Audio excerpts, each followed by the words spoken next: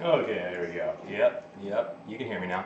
All right. Hey guys, did I say 3 o'clock? I think I meant 4 o'clock. Had a few technical difficulties because we're going to be looking at some sewing stuff today. Some really nice puff painted material that Alfet did that we're sewing together for him. So we're going to be talking about different sewing techniques. I'm 3D printing a little face shell in the background here. I'll go ahead and skip to that shot. Yeah, ooh, right behind me. That's this little face shell here that I actually scanned from reality from this shell that I painted. Um, with a bunch of lines and details and stuff, and I use a program called photogrammetry. If you look at some of my last streams, we talk a lot about it. But this is kind of the end result. You can see it's kind of got a metallic iridescent shimmer from the different layers that it printed. This one right above me here is printing in the exact same way as this one printed. It's the same file. So you'll get to see that get printed. It chopped a little bit of the side off just so that it wasn't so much of bridging a gap over that little ear indent. But thanks for showing up, guys. I think your little comments at the beginning when you all say first are pretty funny. And then you argue about who was first when it's clearly in the comments who was first. You know, you guys will have to be quicker than that. Yeah, so I guess maybe 4 o'clock will be better in the future. 3 o'clock was a little bit of a rush getting everything together because there's a lot of stuff to talk about today.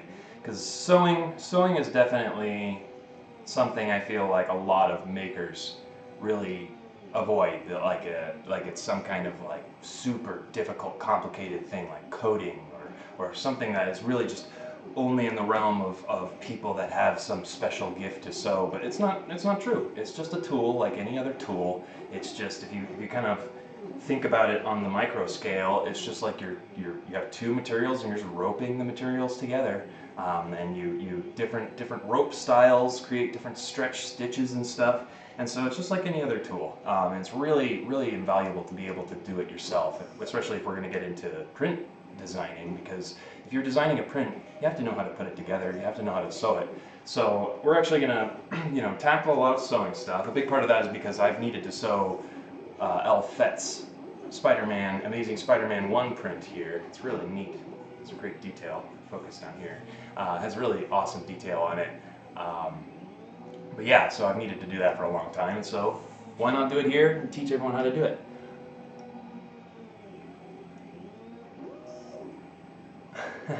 Hey, cool. Fernando's here. He said it's a tiny shell for ants. Maybe you're like some kind of like rodent or something. It'd be cool if you had a figurine of Spider-Man this size.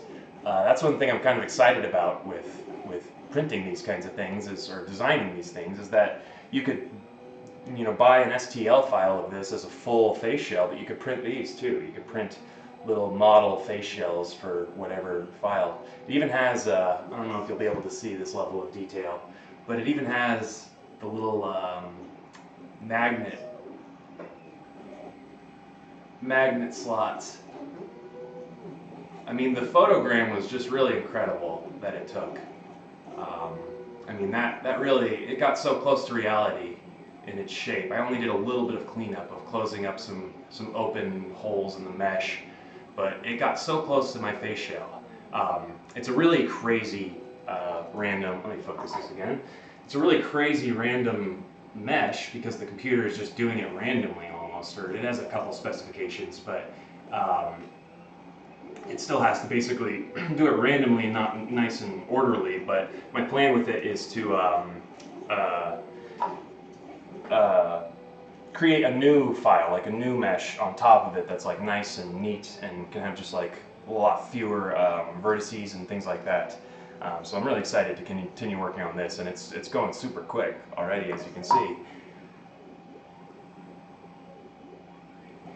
Flubdub, yeah, let me address that really quick. Flubdub said that he wants to see the tutorial about moving eye lenses. Yeah, I get a lot of that request, and that's why I'm doing these videos. It's just that I can't really just dive straight into doing that video. I need to kind of build these video series and kind of have it a little more refined before I give away something as neat as those moving eyes. And I honestly have only made the one test one that I did about a year ago, and I haven't refined the design, even though I've known how I want to do it for that entire time. And I need to get that done for Alex Magos, who won my contest a year ago. Oh, I've got a lot of stuff that I need to get done still, but I'm glad to be, out here and doing it in front of you guys, so that it's me practicing, building content and stuff. So to answer your question about the moving eyes, we'll definitely get there. I'm thinking in like 2 weeks. But one of the things about that is I need to design a print for the MCU, because I actually have to have a mask to go over the moving eye lens shell, because it's kind of complicated the way the mask attaches to the lens. Because if you think about it, you have to have a full eye hole in your mask, and that's difficult. Anyone who's cut a large hole in their mask knows that's not an easy thing to do without it getting too big, and you lose control of the shape.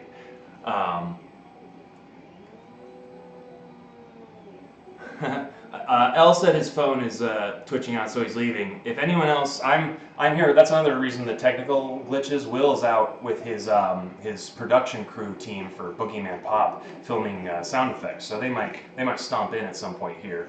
But they are out the door, so I'm alone here. So I don't have anyone. Like usually, Will is upstairs working in his office with the stream playing, so he's monitoring audio and stuff like that. So just say some comments or send me some comments if you see little technical glitches or anything like that. Cool. Flubdub said his brother is good at sewing. We'll all be good at sewing at the end of this. I mean, I'm gonna be doing a lot of sewing in this live stream.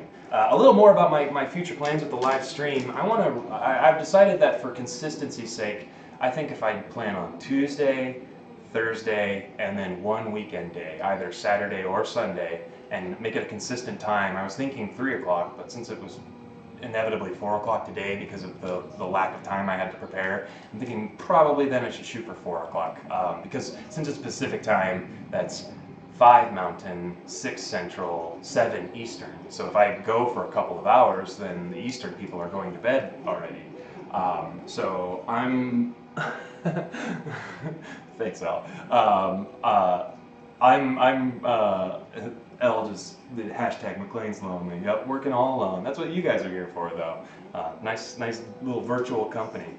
But anyway, so my stream will be on Tuesdays, Thursdays, and then one on the weekend day, just to kind of force me to continue working on new projects and getting stuff out there, and kind of building this cool, like, I think of it kind of like a Bob Ross show. Like, Bob Ross is paint a happy little tree, oh yeah, and then it's the 21st version. We're actually building practical things. That was always kind of like, I used to do a lot of drawing and painting and things like that, but at a certain point with drawing and painting, you finish an awesome drawing or painting, and you're like, I want it, I want to touch it. And I think that's what kind of like drew me to this, like especially with like practical physical applications, like things like this. It's like I could draw and paint this all day, but I want to make it. I want to have it in my hands. And I know for a fact that that's what a lot of you guys are like too, because I hear people all constantly requesting face shells and prints and things like that. So 21st Century Bob Ross show, where we learn to make these things. We'll all know how to make these things by the end of the series, whenever that is. Okay, so pretty much for today, now that I've got all that like kind of housekeeping out of the way, all I want to talk about is sewing, like the basics of sewing, and a little bit like what you do if you don't know anything about sewing. And this is also pertaining to like how you request someone to sew the thing together, but like basically you get the print in the mail like this. There we go. 2 pieces. This is an older file, so this is the less accurate file than the one I've got going currently. So I thought it was a good scrap piece to do some demonstration stuff on. But you get this, and it's kind of, well, what do you do next? One thing I want to say for my prints, and this is just a way I typically do stuff. I know that there are a lot of methods for transferring a dye sublimations pattern to the front, from the front to the back. Because with sewing, you know, you see the seam and it looks all nice and flat. I'll show this to the detailed camera. It looks nice and flat. You can barely see this seam because it's pretty well hidden in the web. It looks all nice and flat and smooth. That's because it's tacked together from the reverse side. This is really like sewing 101, basics of sewing. If you look at your shirt that you're wearing right now, you'll see that the way it's put together is you sandwich the pieces together with their outward facing pieces together. You tack the ends together so that they're pinned down, and then you unfold it so that that surface area has that really nice clean line to it.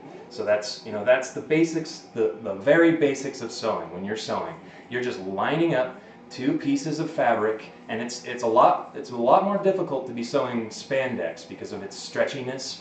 And you can see here that this is a surged edge, which means it's a special sewing machine that adds extra thread around the edge that makes it all stretchy and nice.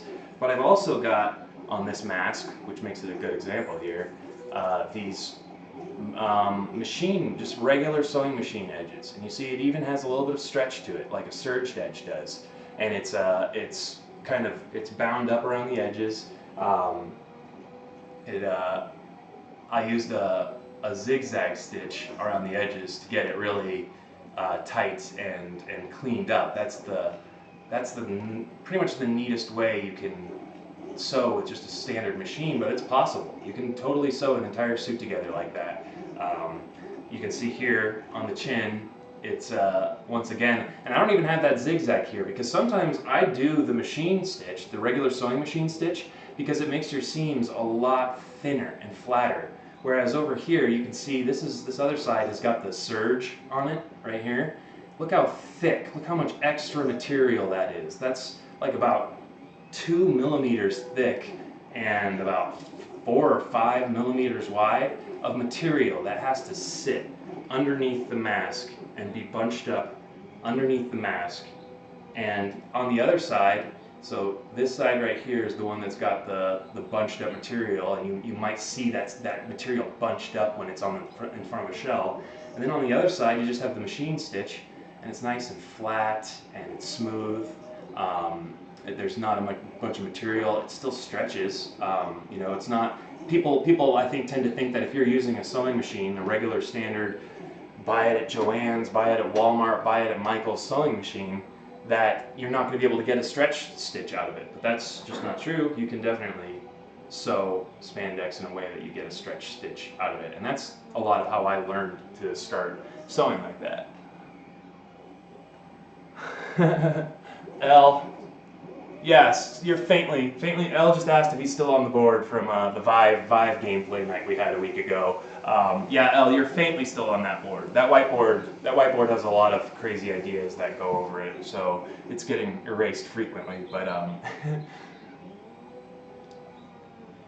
okay, cool. So going back to sewing. So you know, I've kind of explained.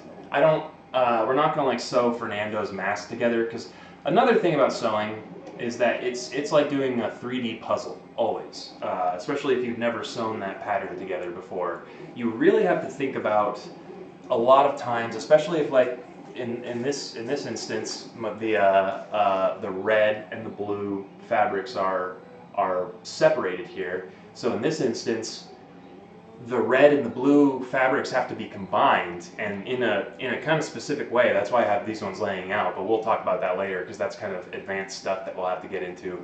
But for the sake of assembling a print, a lot of times you have to figure out how do the smaller pieces come together to create a glove and then a sleeve, because then it's a matter of assembling the chest and the sleeve and the mask. So you can't just start sewing whatever line you want. That's a recipe for disaster with sewing. You really have to step back and look at all the pieces and think about, because really what it comes down to is, I think this is a good example right here. Look at how this seam is a T.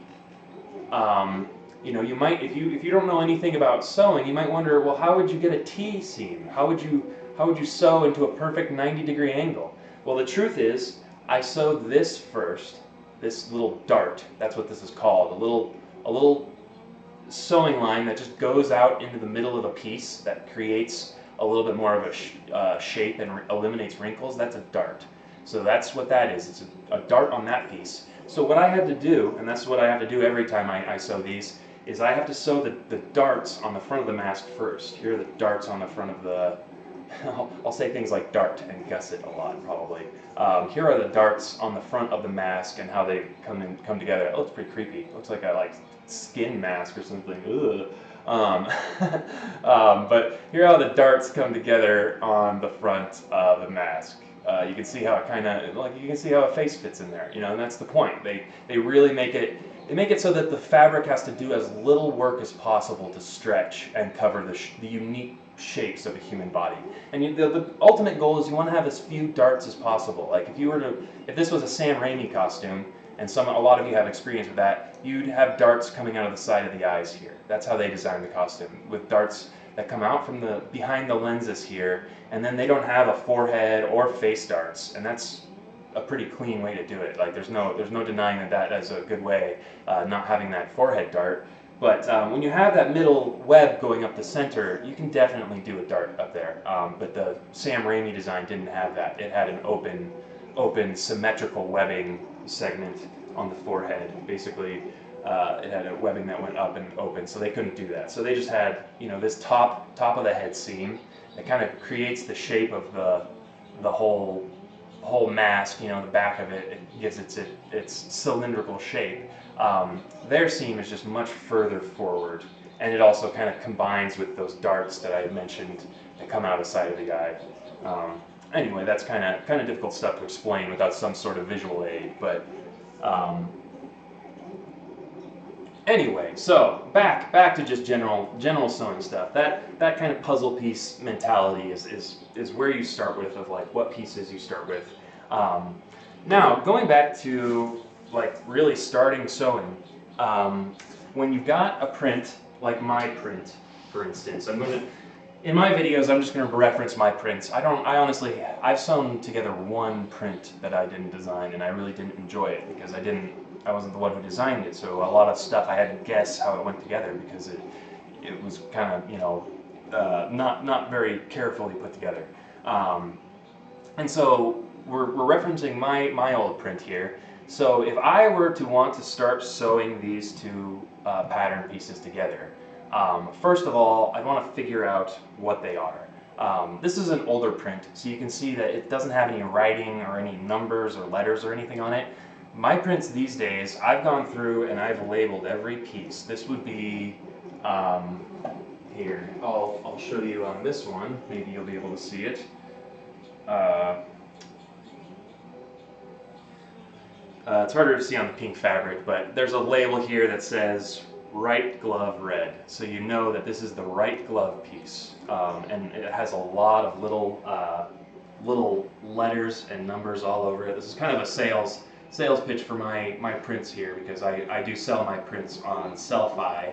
You can get that link on my website, madebymclean.com, if you'd like to go and check it out and buy one of those. But as you can see, I'll put it right side up, why not? There are a lot of little numbers and letters that go to corresponding aspects of the print. So what that means is that it joins together with 25E and 26D and 10O and 10A. And so what that means is that you find piece number 10, because it's very faint, but you can see this is piece 11, right glove red. But with mine, you have those letters and numbers that kind of aid you in what piece is aligning with the other pieces around it. And that you know, it's kind of like the guide to the puzzle aspect of it. I really hope that was a lot of work putting all those little numbers and letters on there. So I hope that gives enough of a reference to what is going on there. Focused here, beautiful. All right. thanks again to Will Denton for letting me use some of his awesome technology here. That's his DSLR that he's kind enough to let me use while he's out recording sound. He's doing Foley work for the movie he's working on right now. It's really neat stuff. They were here last night really late working on some Foley stuff out in our garage.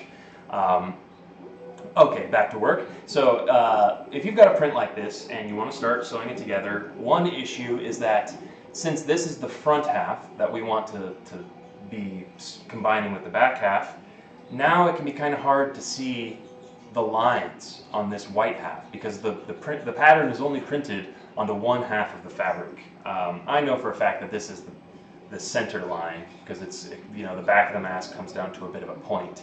So this is the center line of the mask. I mean, I've sewn together probably like 100 of this variety of mask. My solution, and this is also for lining up webs too, because if you're lining up sewing two pieces together, I'm just going to go ahead and cut these apart for the sake of moving them around. This is something you do. Get really good fabric scissors. I cut outside of the colored margin. You can cut right on the colored margin. The good thing about my patterns these days is if you cut right on the colored margin, that's always half of an inch away from the seam. That's half an inch of seam allowance. So if you ever lose a seam or a line like that, the edge of the color is always half an inch away. So you only need to measure half an inch in, and that's how you'll find your line. But this is also an easy way to get that done, and it's something you do at the beginning of assembling your print. So basically this is you, if you've never had a print before, this is you just buying a print. You have good fabric scissors. You can buy these at the fabric store, because if you use kind of dull paper scissors, you'll learn really quick with spandex especially that it's basically a rubbery fabric. It's a very fabric with rubber actually infused inside of it, and so regular scissors just gets dull quickly. So I have special fabric scissors that are only used for cutting fabric and nothing else, so that they don't get dull for cutting spandex.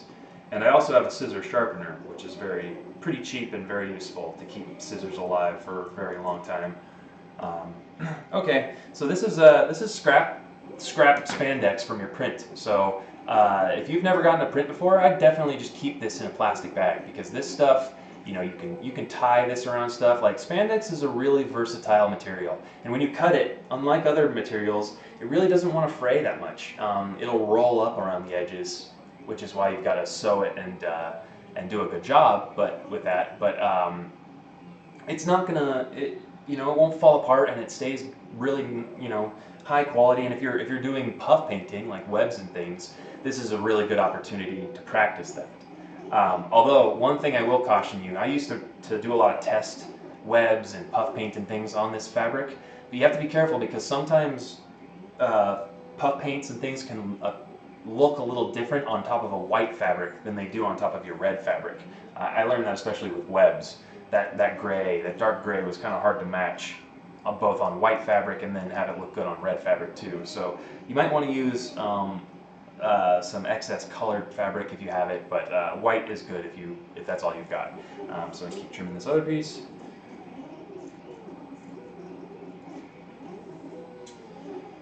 Alright, and so the way I transfer the edge and where the webbing is onto the other side is just using pens. I don't need this extra spandex. I have got like bags and bags of it. I just throw it away at this point.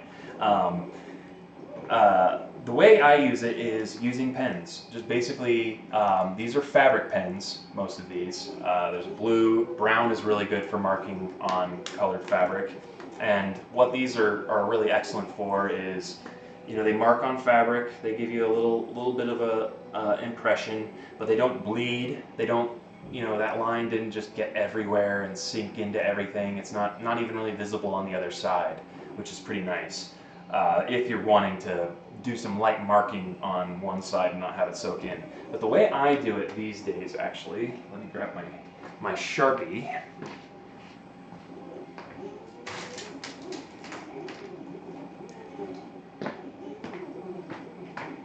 Anyway, yeah, so like I said, just Sharpies. That's what I use these days. A lot of people probably hear that and kind of cringe a little bit and think, you know, how Sharpies, like Sharpies are notorious for, they get into materials. I'll bring some of my test material back out here.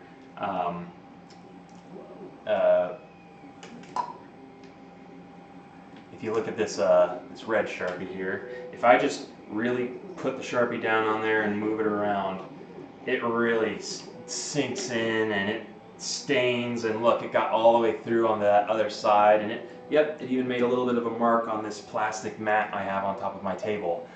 It's really, Sharpies can be a menace, but that actually can be an advantage in this next step here, because if you look at what I do here, I'll start with red, what I do, and you could be even really precise here, and you could take a ruler and you could measure like a centimeter at a time. But I do little dots, and I stay a little off to the side here on these red margins, because if you look at the Amazing Spider-Man suit, I actually really don't have these red margins anymore. If you look at the Amazing Spider-Man suit, one side has a red margin, and that's the side with the web on it, and the other side does not have a little red gap that is part of the design. It disappears entirely into the seam.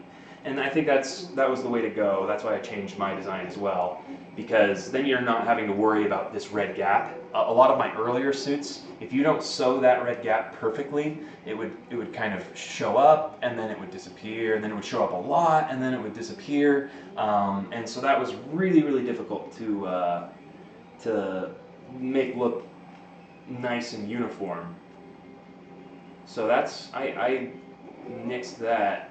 Now that doesn't exist anymore. And also, what I'm doing right now, on my modern prints, I have little white dots along the outline of the print where you can just do this. And you'll know that you've transferred the outline, because once you've hit the little white dots with a red or a blue or a black Sharpie, they disappear. And then here, I'll show you really fast so you can see the result that I'm getting. I'm getting a nice dotted line here. Focus for you. Getting a nice dotted line on that white fabric. And when you're on a sewing machine, I've got a lot of white light on it right now. It's a good example. When you're sewing, there's a lot of bright light right above the piece. And so if you're relying on being able to see through the fabric, to be able to see that edge of the spandex, you might not be able to. It might be invisible because of how bright it is on that side. So that little red dotted line, and it's not much. I mean, you could get this piece wet and really kind of scrub it. And really the key is just to do a super, super light little touch. Here, I'll show you. It's just a super little poke. Oh, it's too light. Yeah, and you have to have something underneath a little bit. You just want to get enough ink in there that, see, I had to do that a bunch of times even to just get it to happen. And then that's enough to get it to just be barely visible on the other side for the sewing process. And so when you get your pattern, do that to the pattern. Fernando didn't do that to his pattern, but that's because I don't think there's anything like this yet, where it's a tutorial on what you do when you get your print. Do that to the pattern, so I'm going to continue to do that up this back line. Just go around every piece, and another thing is really be sure to mark corners and where important things come together. There will be a note of that on the side of the print off to the side, but you really want to mark that kind of thing for the construction component later on. I really marked this corner up here just so that I know where it's at. I'm skipping these web lines for a reason, because I'm actually going to come back with a black Sharpie for those. And I'm staying off to the side because I want the webbing line to be inside. When you're marking these kind of dotted lines, you always, when you're sewing, want to have your sewing line be slightly inside of the dotted line. So even if the dotted line is sort of visible on the fabric, it's always inside of the seam. It's never truly visible. So when you're making your dotted line, keep that in mind. That's why this one's slightly off to the side. I don't need to go all the way around. I'm not sewing a full mask together right now. kind of just get carried away with it. So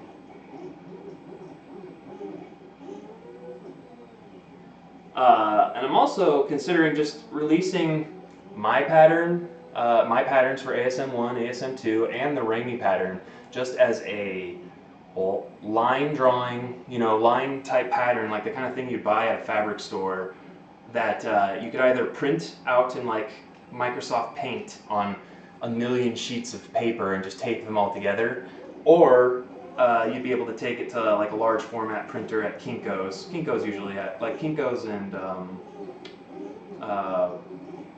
yeah, Kinko's, like that type of store usually has a large format printer, and if you come in with a file, they can print it onto large paper.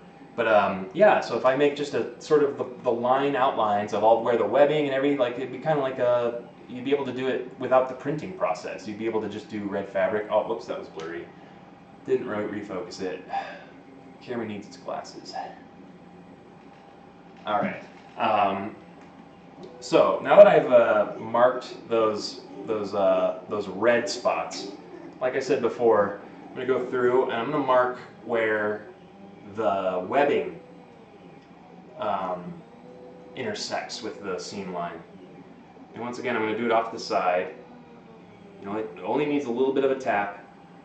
And this is just the tip of the webbing where it goes into the seam. And the reason why you're doing this first is because you want to do this before you even puff paint anything. You want this to be under your puff paint, because then it really helps whoever's sewing it together to understand how everything goes. You just got to keep in mind, really light touch, because if you, like I did over here on this red fabric here, if you're doing too heavy of a touch and holding it there for a long time, you're getting this really deep heavy amount of ink in there, and that's what's going to smear and stain like when it gets wet and sweaty. So you really just want to kind of tap it a little bit. And this is about as makeshift of a solution probably. I bet the sewing community would see that and laugh, because I know other people like they like hand sew their things together so they know exactly where everything goes, and then they sew it after that. I've just never done it that way. I've always done with pins. So I'll show you what happens next, essentially. Okay, so what I've got here now is I've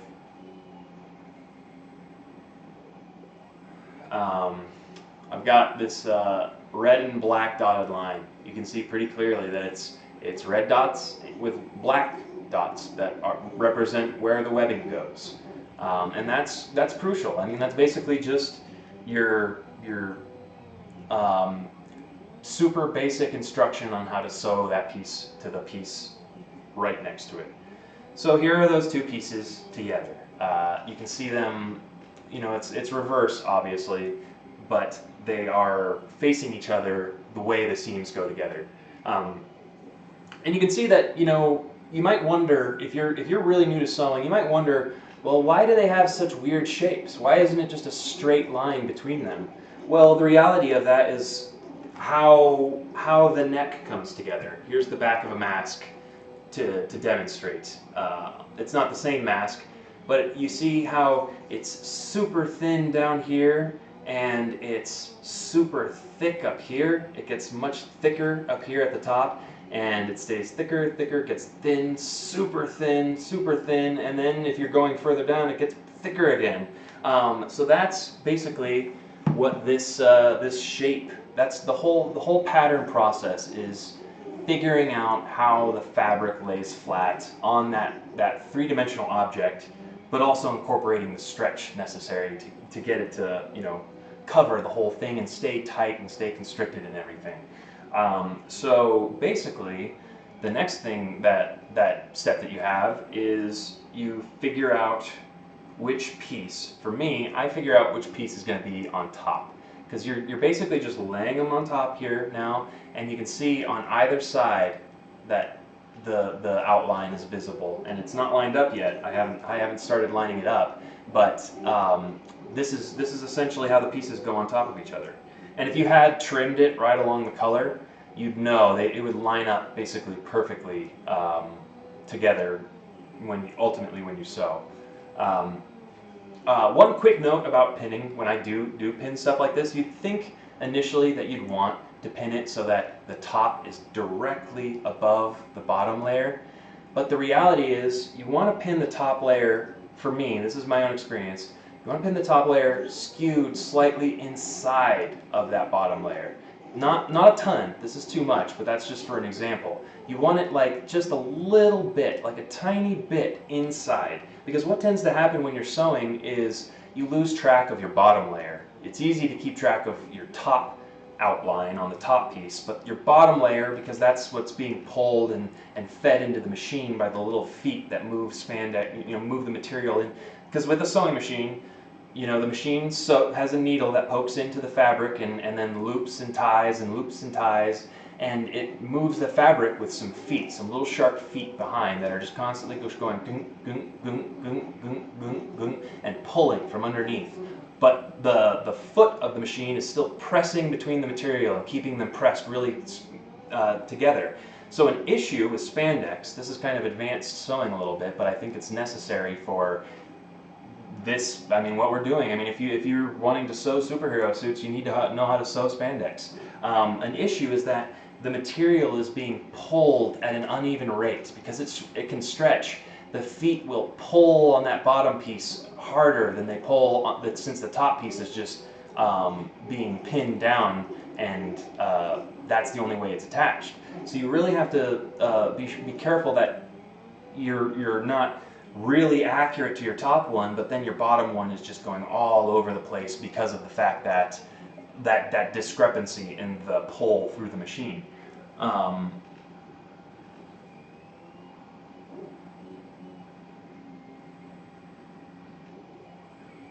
Yeah, sorry. I'm trying to make time for comments every now and then, because if I don't, they'll all just go right by.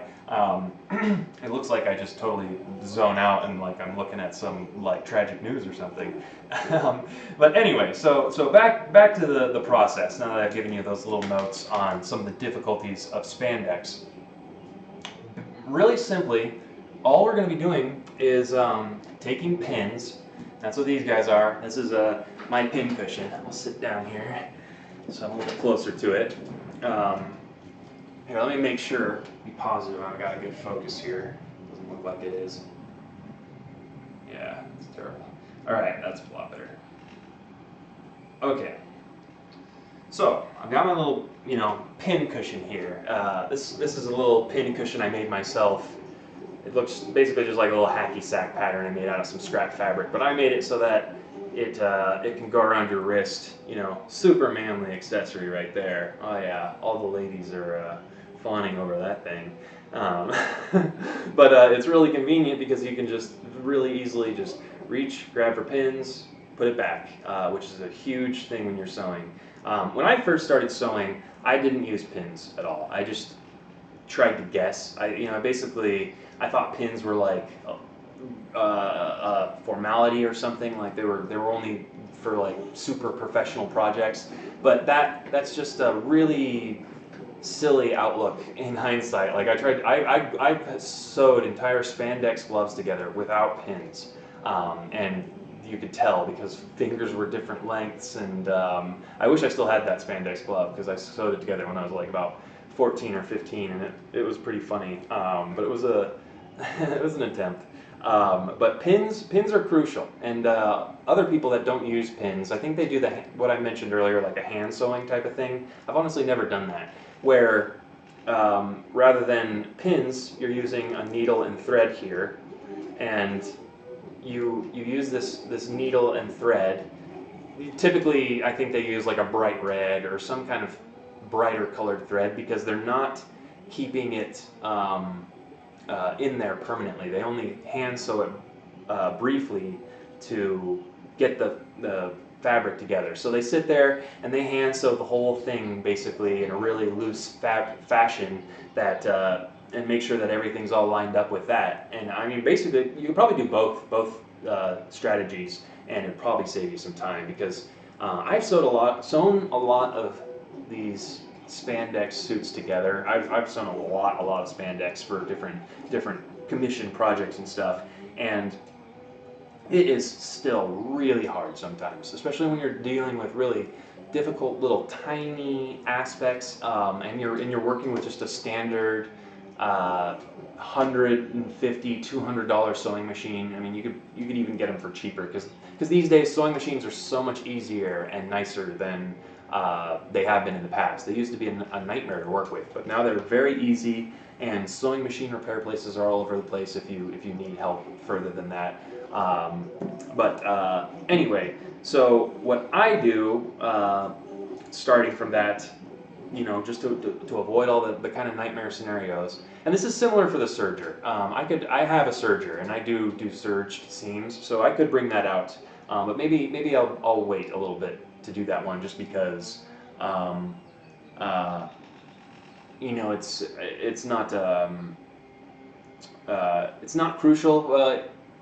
If you're going to do a lot of sewing, I recommend you get one. I got mine on Craigslist for I think $150. You can find them from people that don't use them anymore. Yeah, they're good in that sense. But you can do it just with the machine, and I want to teach people to do that, because you can buy a sewing machine for cheaper usually than a person charges to sew a print together. I mean, think about that. You could buy an entire sewing machine and go out and buy print fabric. That's another thing. You don't have to start on your print right away. Buy some spandex, some scrap spandex at the fabric store. Start on that, practice on that, and it'll take a while. You'll have some difficulties, but I mean, I'll be here doing my live stream and I'll help you out, and you'll be able to sew your own stuff together, and you'll have control over that level of quality. That's what led me to learn to sew in the first place. I couldn't stand always having to put that into someone else's hands and hope that they cared about quality enough to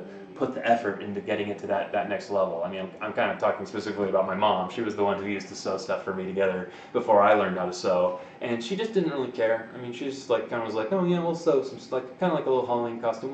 We'll sew some pockets onto it, and it'll look like Boba Fett. And it's like, no, you can't just sew pockets onto a Dickies jumpsuit and it looks like Boba Fett. You need to actually tailor the shape of it a little bit, because otherwise it's a big bulky thing. That's funny. That's kind of the start of me needing to assemble my own stuff. So anyway, square one with this. Oh yeah, I had mentioned that you decide what side you're going to start on.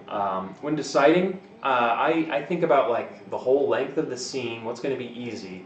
You always typically have your material on the left side, your left hand, out of the machine, because the machine is on the right.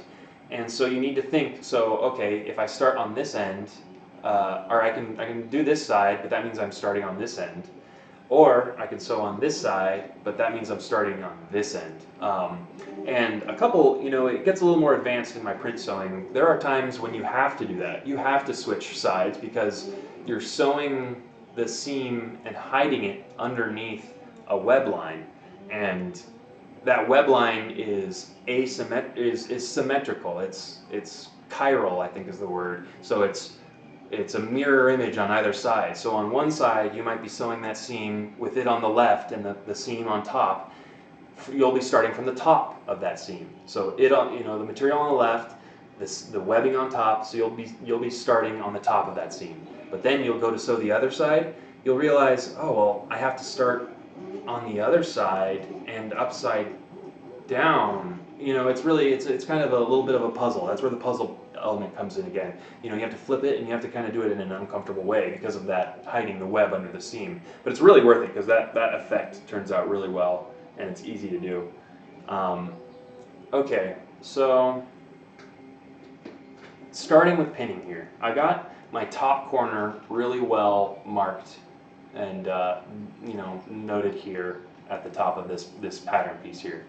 And then I've also got it really well noted here on the back. So basically, I'm just sliding these pieces around until those two pieces, and one thing I like to do, you can see it in my front view here, as I hold it up to my stage lights here as I film. I like to line it up, by looking through the lights and looking for where the corners match up. And what I'll do is I'll start poking my pin in, and then I'll look on the back here, and you can see that I've got a little bump of where my pin is coming through. It hasn't gone all the way through yet, but I know because of the little bump where it's about to like explode like a little volcano, and it's right where I need it. So boom, I just push it through and get the pin going all the way through. And now basically the pin is just like a bar through the fabric. It's going through both points on the fabric on each side, so that's good. But now what? What do you do to pin it in the right direction for sewing? Well, what you have to do is you kind of have to start thinking about where your next pin is going to be. And for this, I'm just going to go ahead and pin at the next webbing.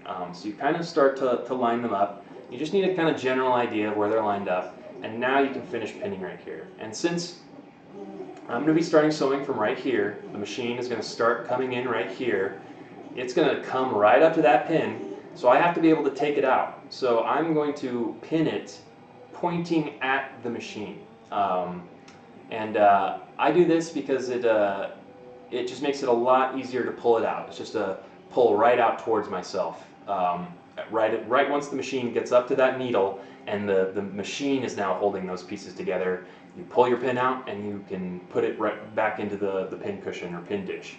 So now that one's in there and it's already lined up, it's already started. If you really want to kind of make it a little easier on yourself, you can actually just find the last pin that you're going to be doing. And this is an easy seam because these are just mirrored seams of one another. So there's not a lot of like contortion or pulling pieces in different directions or anything like that happening here because of the nature of both lines just being a mirror image of each other. So it's basically just a curvy line I have to draw here, or sew here, which I think makes it a good first thing to show you guys and kind of demonstrate some principles of lining up webs and sewing stretch fabric on a standard machine. All right. So doing the same thing again. I'm just getting my pin lined up here in the center of this dot I have that represents the corner of that piece. And then after I line it up and I'm pretty sure, it needs to slide a little bit. See, that's why you don't push it quite right away. You know right away if it's not lined up or not. And then you can slide it and adjust it a little bit. Just keep them pinched together. Okay, and so now I know that they're lined up. So I push it through. And then once again, I point the pin in the direction that the sewing machine is going to be coming from. I might end up taking that one out because it's the last pin and I might rearrange it a little bit. But I did that because now for the rest of the pins, everything's all kind of nice and already lined up. Those two lines are pretty naturally aligned. So, oops, that was a tiny pin. I have a couple different colors of pins and things on my pin cushion and different sizes, and I'll use those occasionally to denote where if I want to stop a seam somewhere or things like that. Just little notes to myself. Okay, so I'm going along and I just go web to web. Unless there's a really long gap between the webs or a really complex difference between the shapes between the webs, I just go web to web, hitting the Sharpie spots, those black Sharpie spots I made. See, easy as that. So I've already got 3 pins put in this thing, and this is a lot of the work of construction. I'm basically, I had mentioned how some people will hand sew these things. That's basically what I'm doing right now. I'm basically hand sewing this with the pins. I'm just pinning it in place. You wouldn't want to wear it like this because it would poke and it wouldn't be comfortable, but for the sake of sewing it, it holds it perfectly in place. So just continuing down the line, I find that black dot, make sure it's lined up on the other side, and actually, like I mentioned earlier, I want it to be inside even. I want it to be slightly inside so that if anything goes wrong with that bottom piece, it doesn't make it visible. I'd rather it be cut off than be overexposed, basically, when it comes to that bottom piece. When a pattern has a piece that referencing this really fast. See this seam right here. This seam right here goes overlaps over this piece right here. I'd rather it overlap further onto that piece than be further out and expose like where the ends of the webbing segments are and the dotted line I've done and maybe the end of the texture. So you want it to be, it looks a lot less weird if it's further in than if further out, basically. I think I emphasized that. All right, so continuing on down this thing, just sewing it. This is Intro to Sewing 101, basically. That's why I'm doing this. Because the next step is I break out the sewing machine. And once you basically know how to do this, you'll need like at least like 30 or 40 pins. You can just buy a container of like 100 of them, but you only need a certain amount at a time.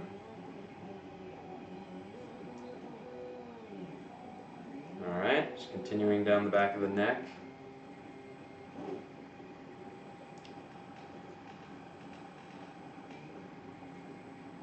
All right.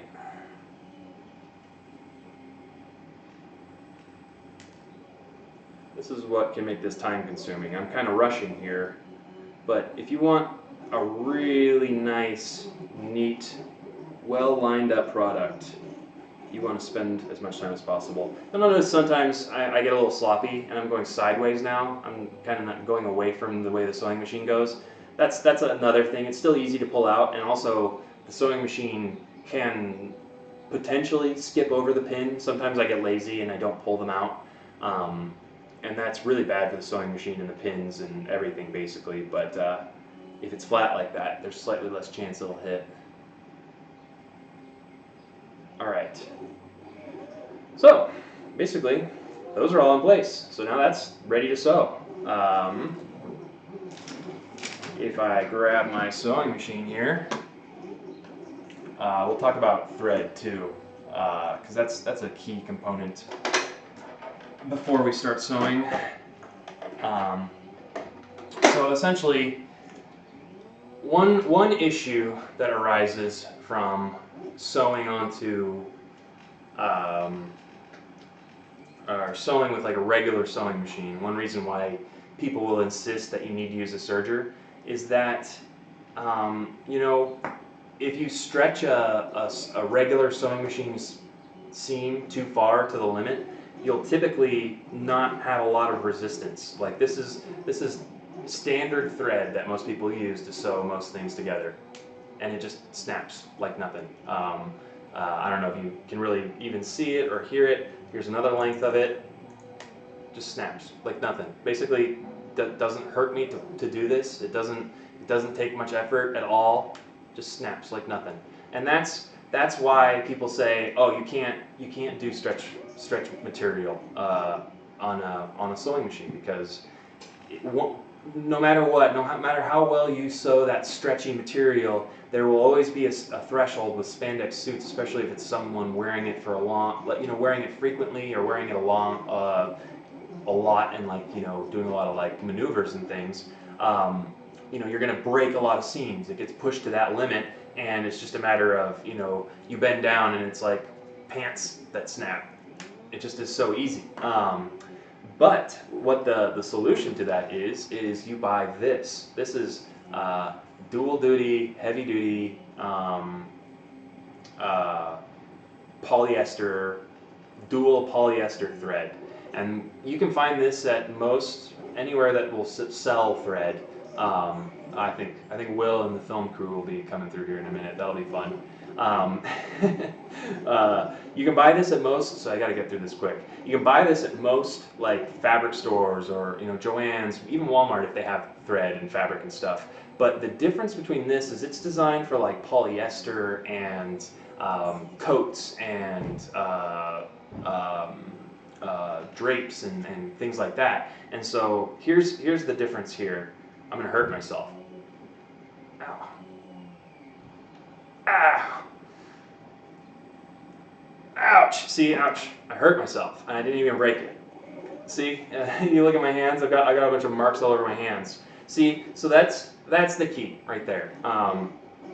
If you sew using this thread rather than your standard, floofy. I mean, this stuff is basically just like cotton, just, you know, lightly made into a thread. Whereas this stuff is heavy duty. It's actually, I mean, it's noticeably thicker, and it can actually be kind of difficult to sew with it sometimes because it's thicker than most sewing machines are meant to be sewn for. And then that also kind of with a combination of spandex will make it a little more difficult. But the reality is that allows you to sew and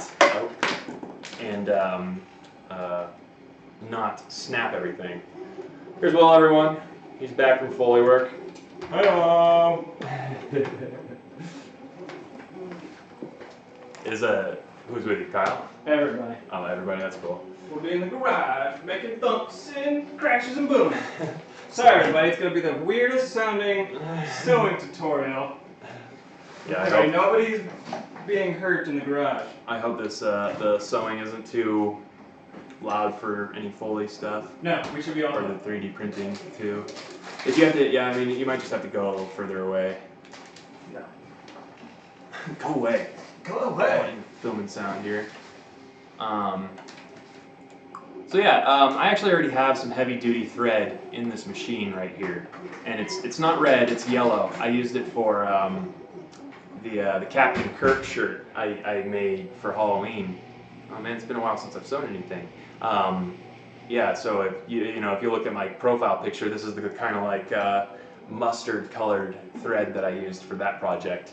But I'm going to use that again because I think that will be a little bit better than like red. Oh, I'm sewing on the white. Oh well, it doesn't matter.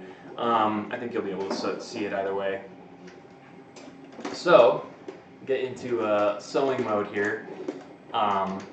Basically, here are the basics for sewing with this polyester fabric. If you really don't know anything about sewing machines, it's pretty simple. When you get a sewing machine, they're not too terribly complex with the level of threading and things that you have to do with them these days. So the modern sewing machine is very simple. I mean, this is my comprehensive, pretty over-under sewing thing right here. We'll do more sewing in the future, but I mean, basically, it starts with the thread up here. You've got your spool of heavy-duty thread. That thread goes over here. I'm going to pull it out so I can do it again. Goes over here to this hook, and this is how sewing machines have been forever.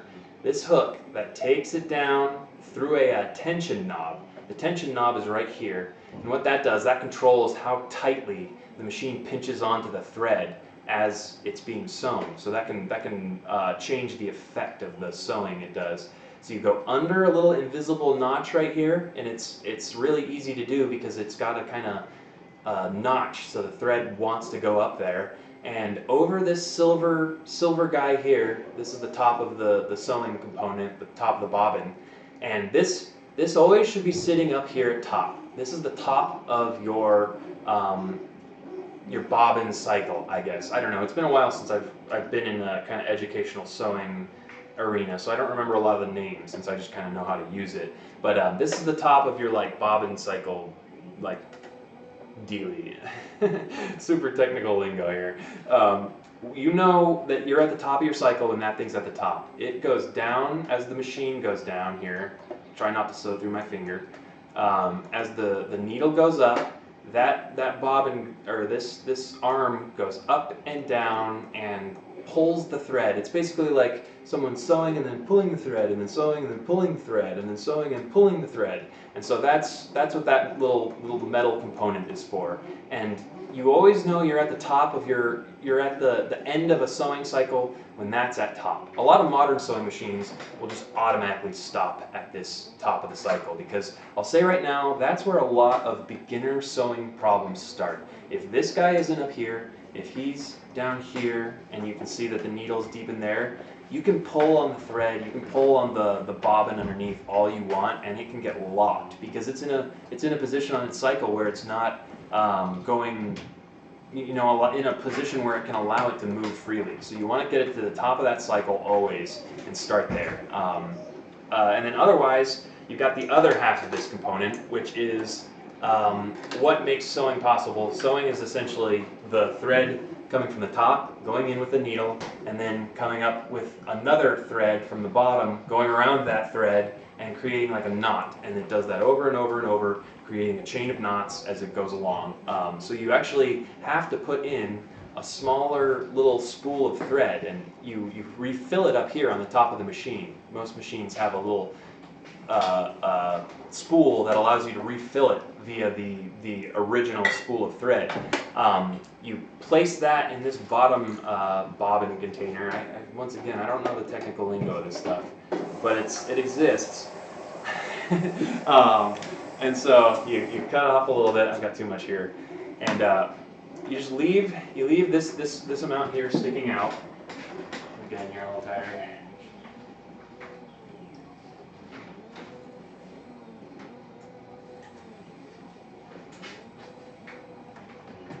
Make sure I'm focused.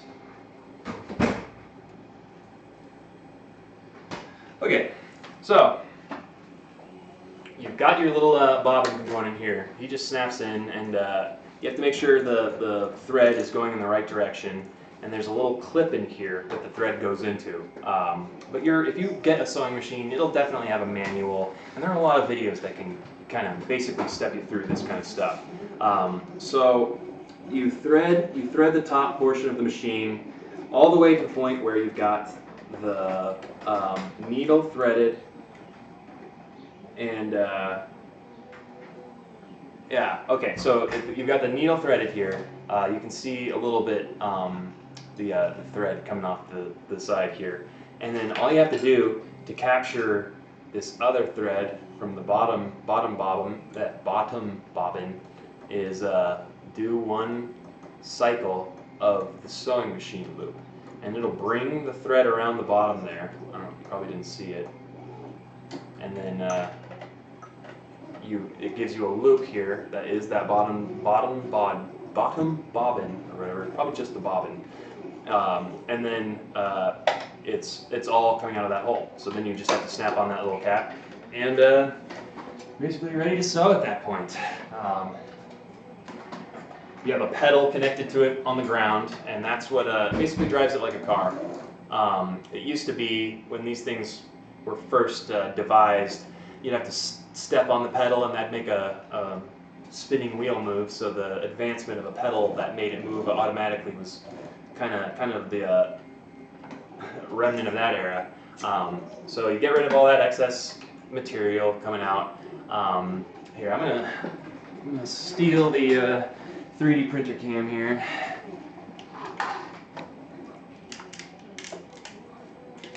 Maybe I'll just bring it all the way over. I don't think that'll work. Okay.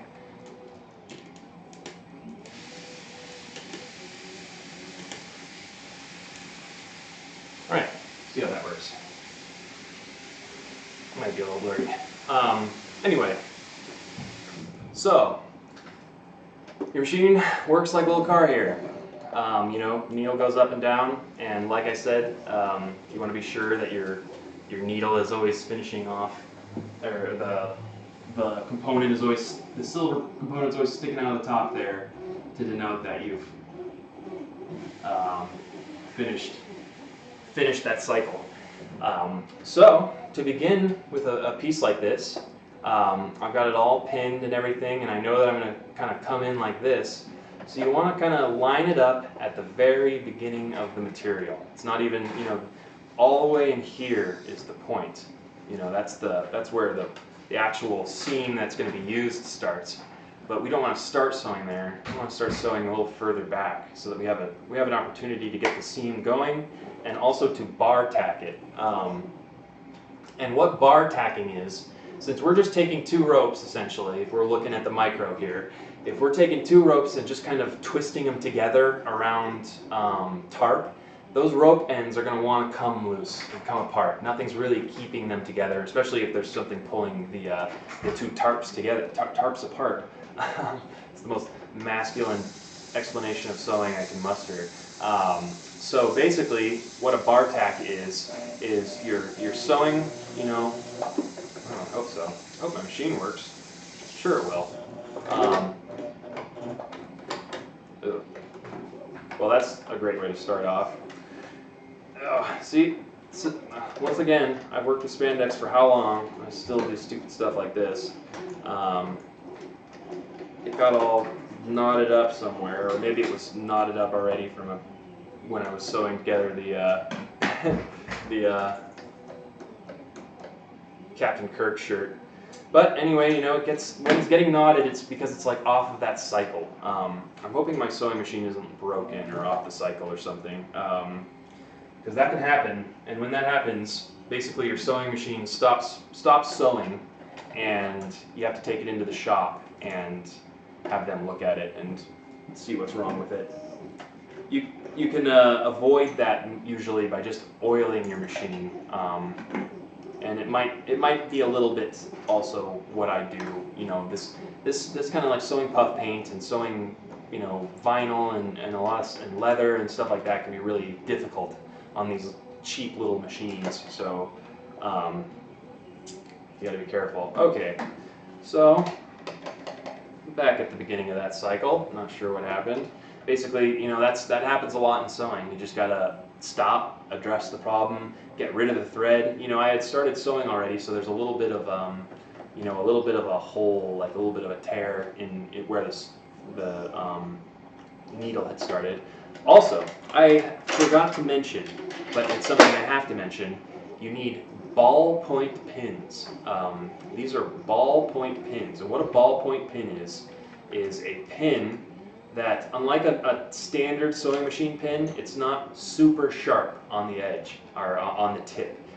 Most sewing needles are as sharp as possible, like really like a painful sharp. But what a ballpoint pin is it's actually kind of rounded on the tip, because those super sharp needles can tear at certain materials. They tear into them when they pierce them. And spandex is one of those materials because it's so tightly knit that when it sews into it, it rips the material with a standard needle. And what a ballpoint needle does is it's not as sharp, and so it forces itself through the material and forces the thread in without so much ripping and tearing, which kind of, when you're doing a lot of really close stitches, if you're tearing too much when you're doing close stitches, you're essentially perforating the material. So here we go. And so that's why a ballpoint pin is crucial, especially if you make little mistakes like that. All right, start that again. All right, that's going a little bit better. Okay, so back to what a bar tack is. So I've got it. You can already tell that it's curling up around the back here. That's because those little feet I was mentioning earlier are pulling on the back, but they're not pulling on the top. You can get a really nice professional sewing machine that will pull consistently. It'll pull from the top and pull from the bottom. But I wanted to start with this because, you know, who's going to start on a machine like that? So continuing on with bar tacking. What bar tacking is we've sewn for about like ½ an inch, 3/4 of an inch there, and there's a little switch here. Oh yeah, perfect. Just barely see it in my camera frame there. What this switch does, now it's down. What this switch does is it reverses the direction that the machine sews, that those little feet push. So see, we're backing out now. We're backing away from the material. And when you do that, which is bar tacking again, what you're doing is you're sewing over your line a couple times, and it's essentially tying a knot at the edge. And that allows you to not have the edges come apart. And it's not too much of a problem because you should typically also be going over it again with another seam. You should always have like two lines of sewing when you're using a standard machine, just in case one of them somehow does break. Enough stress and it can happen. Yeah, so here, now that we're about to get into the actual outline, actual visible part of the outline of the pattern that's going to exist as a seam, what you need to do is you need to start to stretch the material. What I'm doing is I'm actually pulling the material and I'm stretching it right now away from the sewing head and the foot and everything. And what that does is you're technically sewing the material while it's stretched. And so what that does is once you're done and you let go, it constricts, and the seam line that you've just sewn constricts with the fabric, and so it gives the illusion of a stretch stitch in that, you know, it'll stretch back as far as it was stretched initially when it was sewn. So if you're sewing, like, say, a leg, like say I'm sewing an outer leg pattern, you really want to pull and stretch it while you're sewing it, because that's going to be the maximum amount of stretch that that piece has in the future.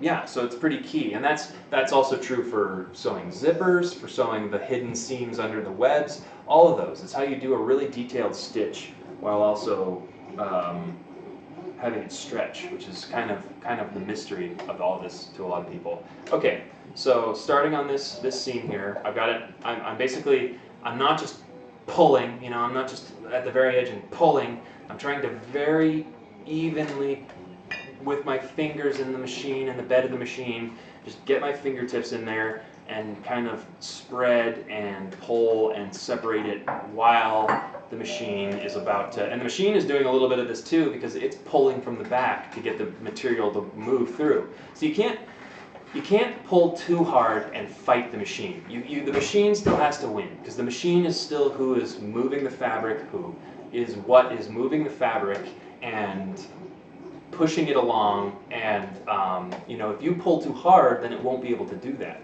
So moving along here, and once again I'm staying on the inside of these dotted lines. I don't want these dotted lines to be visible, and I'm just going nice and slow, and I take out my pin as I get to that point.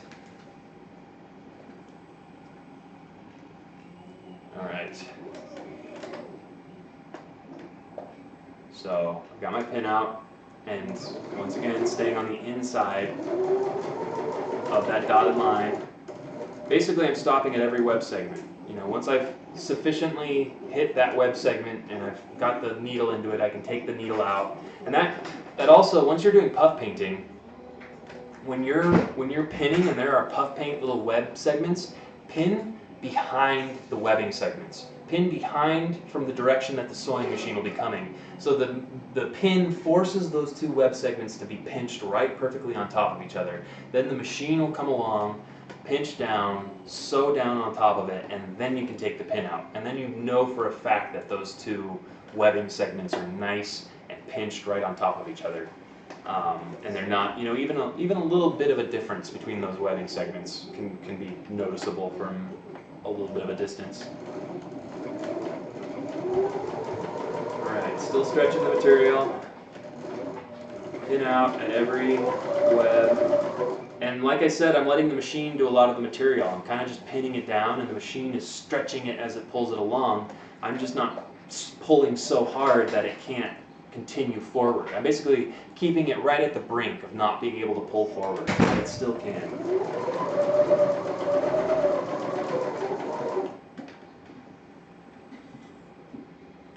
Okie dokie. Ouch. So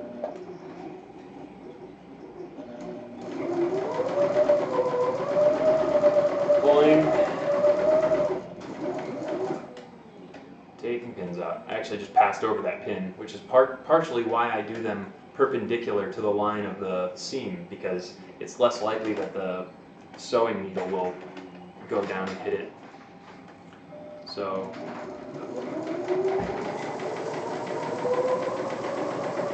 down, oops, yep, see, just hit that pin. That's a good example of what can happen if you go over a pin. I like that just happened in the video. That pin really took one for the team. And it probably messed my sewing needle up a little bit too, which is, you know, why you should always take your pins out before, oh. Yeah, I think that left a little shard of metal in the fabric. See, this is why I don't sew suits together for people. You'll get little shards of metal in the fabric. So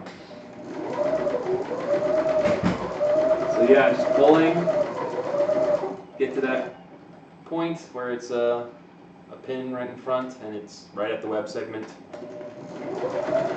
Keep pulling.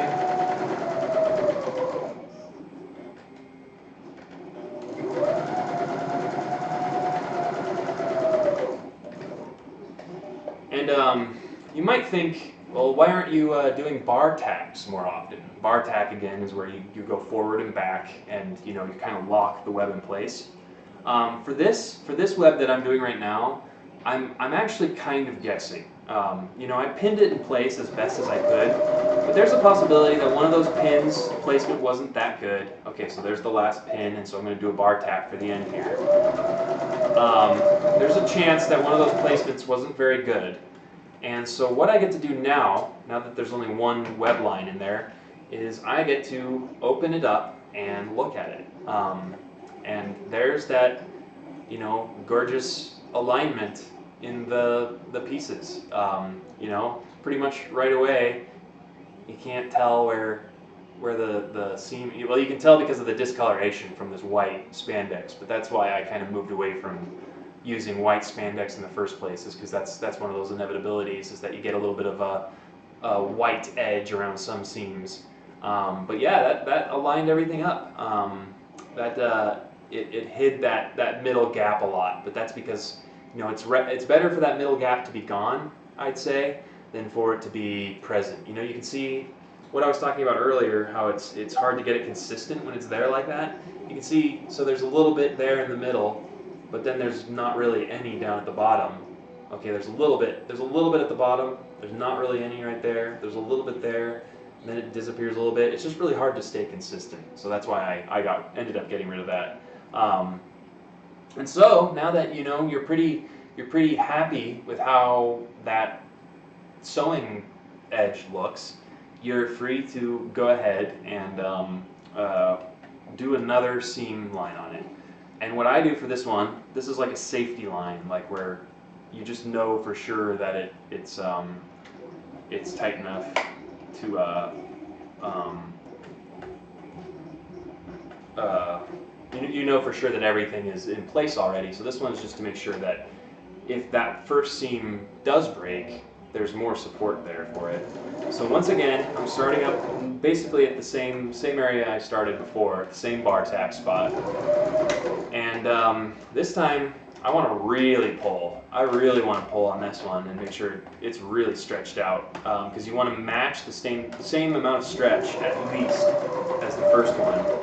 And so this time, I want to stay outside of the first seam, unless, sometimes when you sew these seams, you'll notice that you got outside of the outline a little bit, and it creates a little bump and it looks a little weird. For this little safety seam, then cross over and flatten that little bit out. You can use this little safety line to smooth out some aspects that you might not have had so smooth to begin with. Kind of like right there, I got to smooth that out a little bit.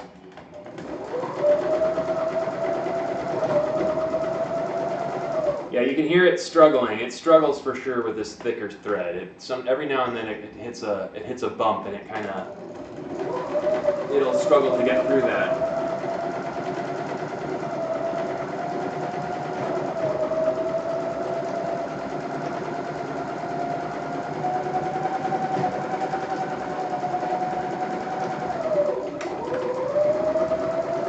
All right, so that's 2 seams on there. And I mean, that spandex is pretty well attached. I'd be pretty confident in someone wearing that. I think probably the spandex is going to break before the seam does. And honestly, typically in suits like this, there is a maximum stretching point to the seam. It's not. Oops, accidentally stepped on my pedal down there. Typically, there's not. There is a maximum stretch to the seam that you can do. Here it is. This is as far as I can stretch it, and it hits a finite stretch, because that's the reality of doing that straight line. Is that it still is just a straight line of thread, but it is allowed, you know, you can see how bunched up it is, so that once you wear it, it is allowed to stretch out. And that's, you know, that's exactly the way I sewed this mask together, you know. All of these web lines, this line right here, right down the middle, I never covered that with the web, but that's, what you just watched is exactly how I did that line. And then you sew them together with this line right here. And that will kind of segue into what we'll talk about next here in a second. Thanks all you guys for tuning in. I'm gonna take a break for a second because I'm super thirsty. But I'll be back in like a minute, and we'll talk about some of the more like advanced stuff when it comes to sewing Spider-Man prints and things together, because there's definitely a lot of advanced little techniques. Awesome. Be right back.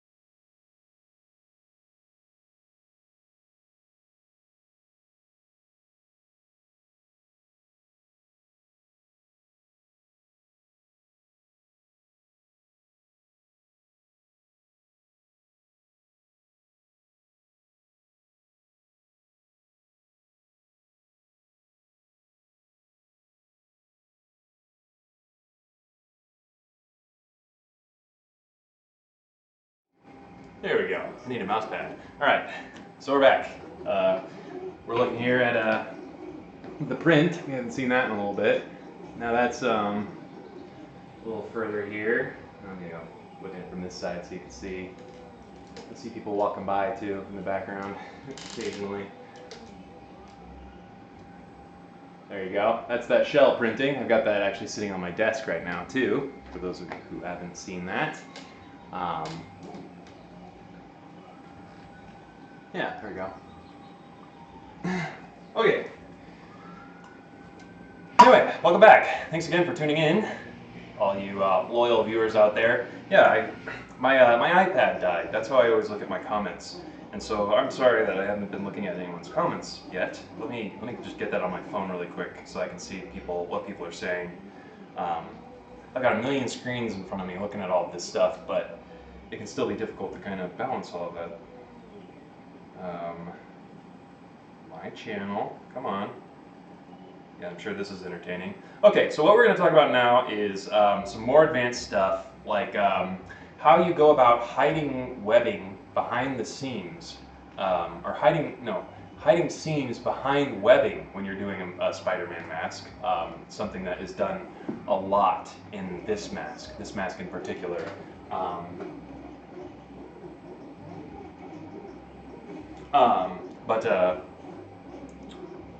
Come on, watch that. Here we go.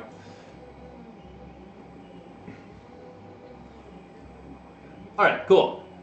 All right, yeah, I haven't been answering questions, so I'm sure there hasn't been a lot of activity there. Anyway, so what we're talking about here is hiding the seams behind webbing. You can see here that it's kind of hard for me to point out to you where the seams are, even not that hard. You can sit here and figure it out. But where they are is right along here, and then it intersects with a dart that comes along here, and then goes all the way down and to the side. This is the second movie mask, but that's where I started to do this hidden web technique, because it looked like it's something that they've been doing in the movies, because I think that their webbing is actual raised screen printing detailing. I don't think it's like urethane or done by hand or anything. I think it's actually something that they get printed on, raised. And so that's why with puff paint, I design it now where you actually do a puff paint web along the edge of a pattern. And the reason why we're talking about that right now is because that's something that really freaks out some people who are sewing, because they don't know what to do about that. They don't know what that means for sewing. It's like, oh, well, am I going to sew on top of that, or am I going to, or what? So I want to kind of get into my process of how I kind of hide that seam behind the web. And basically, to go through it, all that happens is you mark with a pen. I've got a pen that I like right here. It doesn't bleed at all, and it just marks a nice little black line on the opposite side of the fabric. But what I do is I mark on the opposite side of the fabric the outermost edge of that webbing segment. So the outermost edge, not just the webbing segment itself, but the outermost edge. So you're really getting into fine detail when you're doing that. And the way I do that is by using a light table. And I say light table, but this is not a light table. This is it's got spider web in it. It's got Christmas lights. It's just Christmas lights and 2x4 and plexiglass and plywood. I literally put this thing together a couple years ago, and it's served its purpose pretty well since then. I just can't leave it plugged in, or it might burn my house down. Okay, so you can see it's basically just Christmas lights. I've just never invested in a light board because this one's always served my purposes.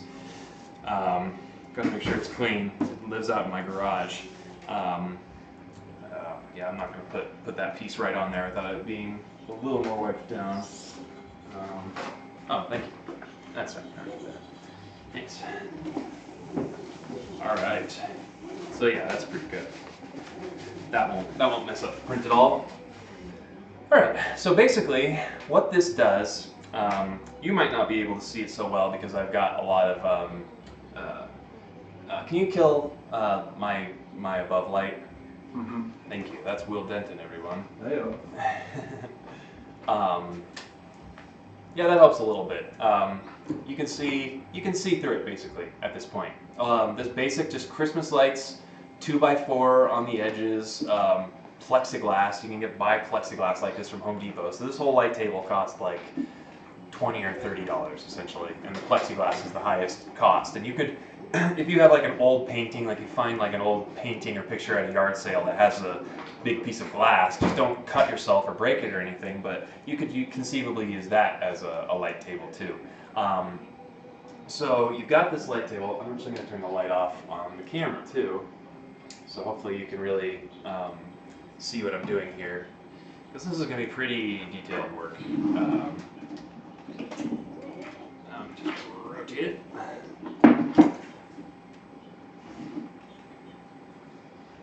All right.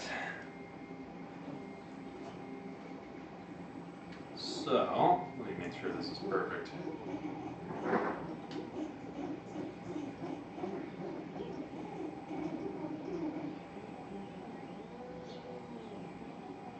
There we go.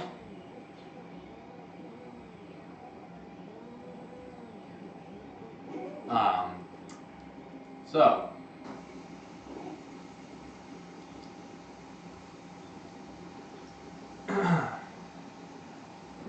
time to start marking it.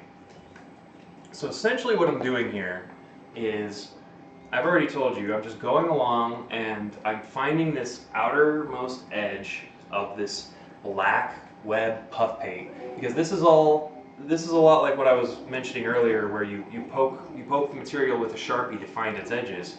This is for that kind of the similar purpose, because once you have this line on this back side of the fabric, it's a lot easier, because you'll always be sewing with this piece on top, whatever the piece is that has this webbed edging. You'll always just be sewing right inside. Oh, that's annoying. Sorry about that. My phone's been making noise.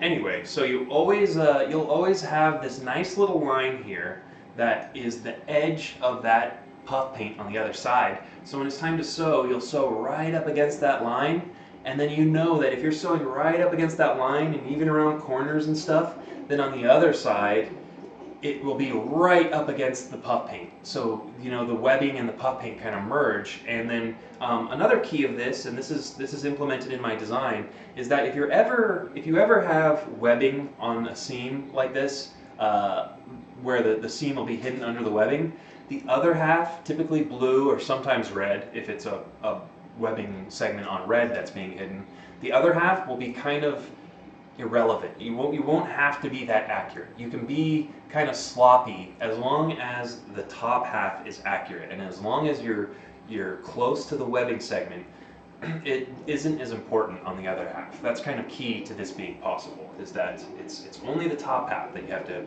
put this level of detail into. So going ahead with this, and this is actually something I'm going to have to do to every single one of these pieces for Fernando's piece. It's a really labor-intensive process for doing these separated red and blue colored prints. You might have to do this a little bit if you were doing a combined print, but for the most part, things are usually assembled to the point that you're not having to do this much labor on it. But for these separated ones, there's a lot of effort that goes into making it, as movie-like and as possible, which is a big part. Seamstresses and stuff will see this pattern and kind of see that right away. They'll see that and they'll be like, oh, I don't know how this goes together. I've never seen something like this. So no, and also they see that it's a print. It's like something you had done professionally, at a company, and probably cost you a lot of money. And so it kind of scares them that if they were the ones to mess it up, they might be liable for your print or something like that. And so maybe if you're trying to get someone to sew one of these costumes together for you, maybe try to get them to do a test costume first, like with scrap material. Just you copy the design of the print onto scrap spandex and have them sew it together like that, just so that it's not so much of a daunting task and they don't have to worry about messing up the first print they ever try to sew together.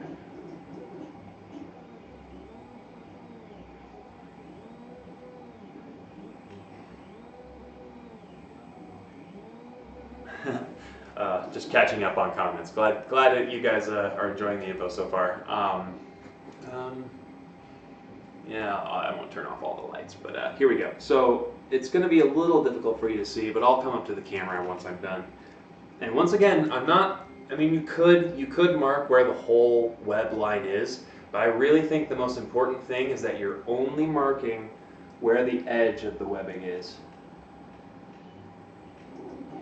And that's why I picked this pen. This is just like a kind of standard felt Papermate felt tip pen, but it does a great job of making a really fine little mark that doesn't bleed or smear or anything like that. So it makes a perfect little notch.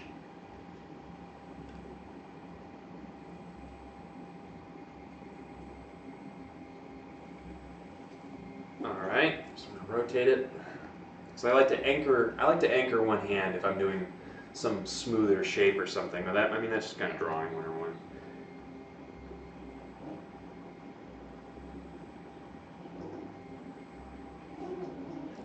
Another thing about this process is that, like I had mentioned, sometimes you'll be hiding red seams that are between two red pieces. So you will have these top webbings that you're going past here, intersecting webbing segments underneath. And so, like before, you do need to mark where those webbing segments are in comparison with that this line I'm drawing right now. I don't right now because this piece overlaps blue pieces. You know, that's why it's kind of important to understand what it is you're assembling and what piece you're working on. This just overlaps blue pieces, so all I need is the outline.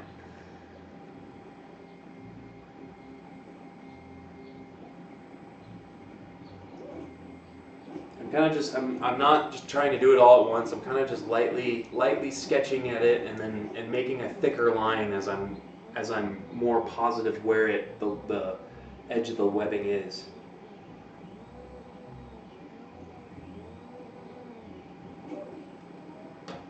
And then you get up to a corner.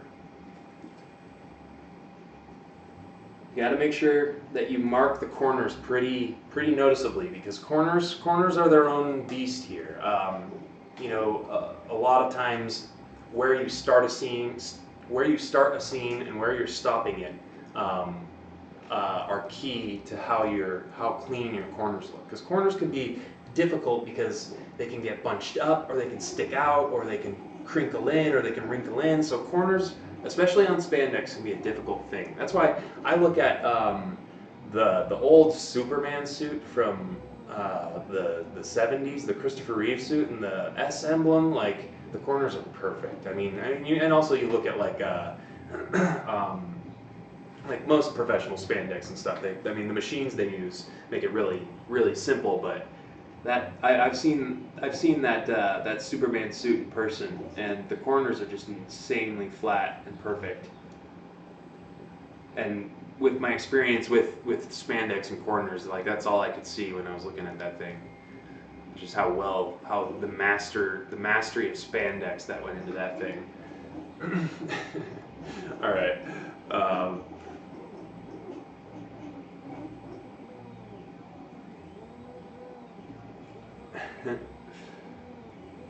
So really quick, I want some feedback. Like, what times work well for you guys? Like, I'm thinking maybe if it was 4 o'clock. So like when I started the stream today, and what I've been doing so far today, I'm almost at like 2 hours today.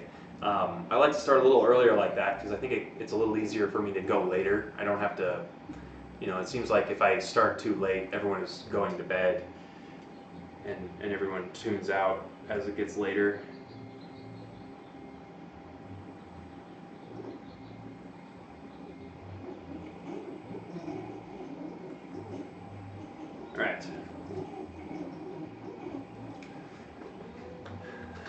All right, so here it is.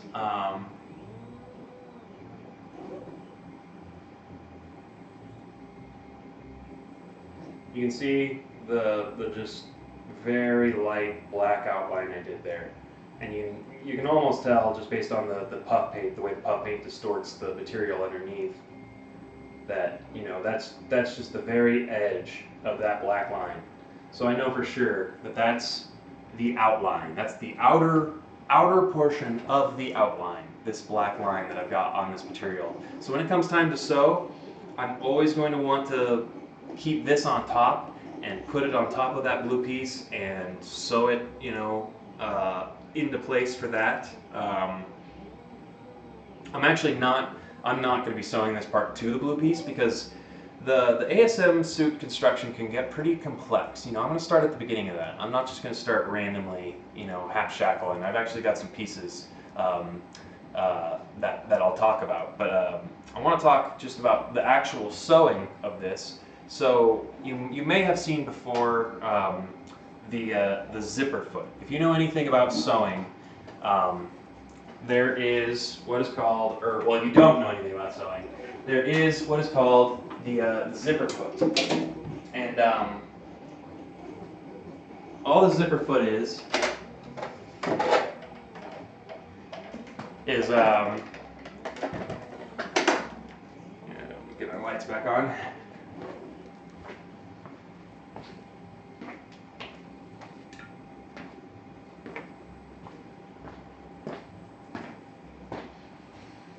Okay, so all the zipper foot is super simple stuff. It's just this little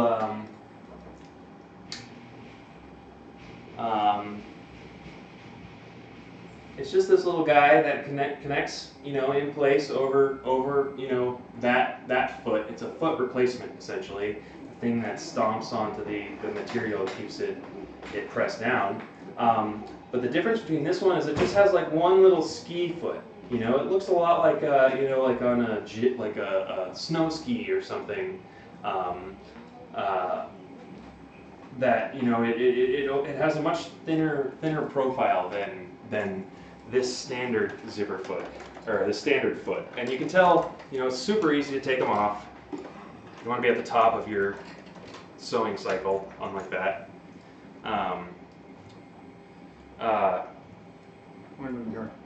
Okay. But this is the standard zip foot, sewing machine foot. It takes, you know, it sews from the center and it keeps all the material pretty flat around where the needle goes. But what the zipper foot does is it has just the small foot so that the material, the zipper portion, like the teeth portion of a zipper, can get right up next to the needle, the sewing needle, which allows it to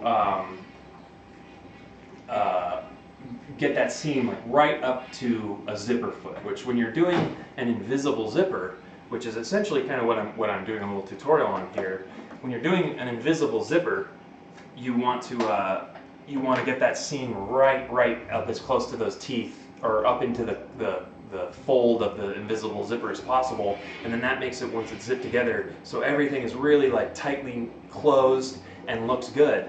Well, that works really well for this because essentially what's happening is I'm using the zipper foot to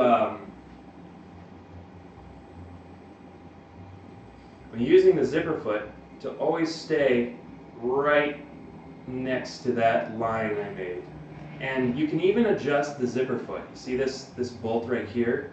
It attaches to the actual sewing machine with this attachment right here with another bolt. But this bolt right here loosens, and what that allows you to do is it allows you to move the zipper foot side to side.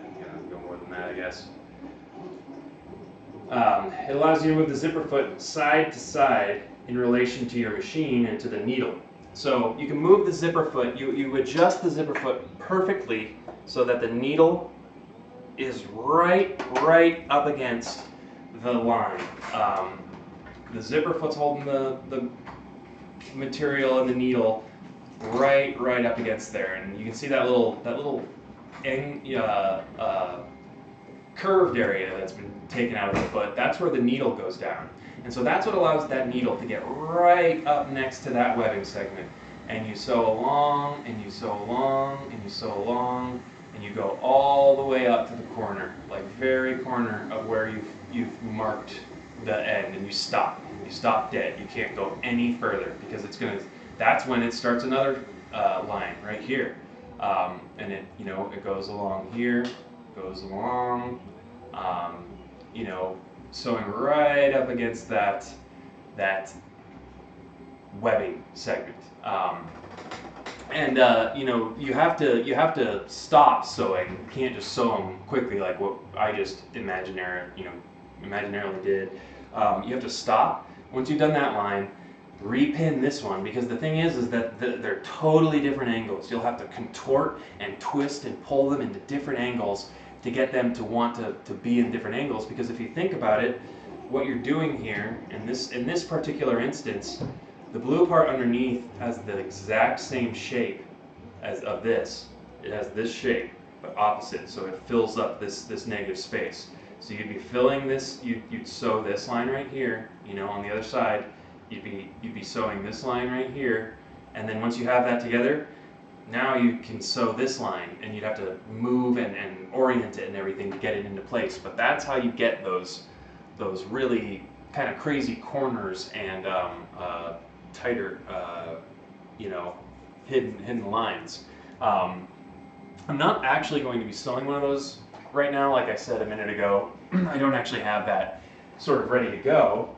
I want to start at the start with the ASM1 pattern, and that's actually basically what we're going to do here, because getting more and more into some of the more advanced kind of things about these patterns, and one of those things is the gloves on the ASM1 suit. Definitely have to talk about those gloves, because that's a big stumbling point for a lot of people.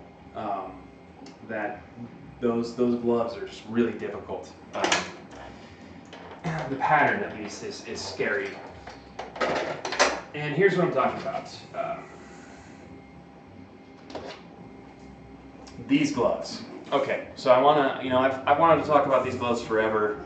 It's great that I'm finally getting a chance to do so.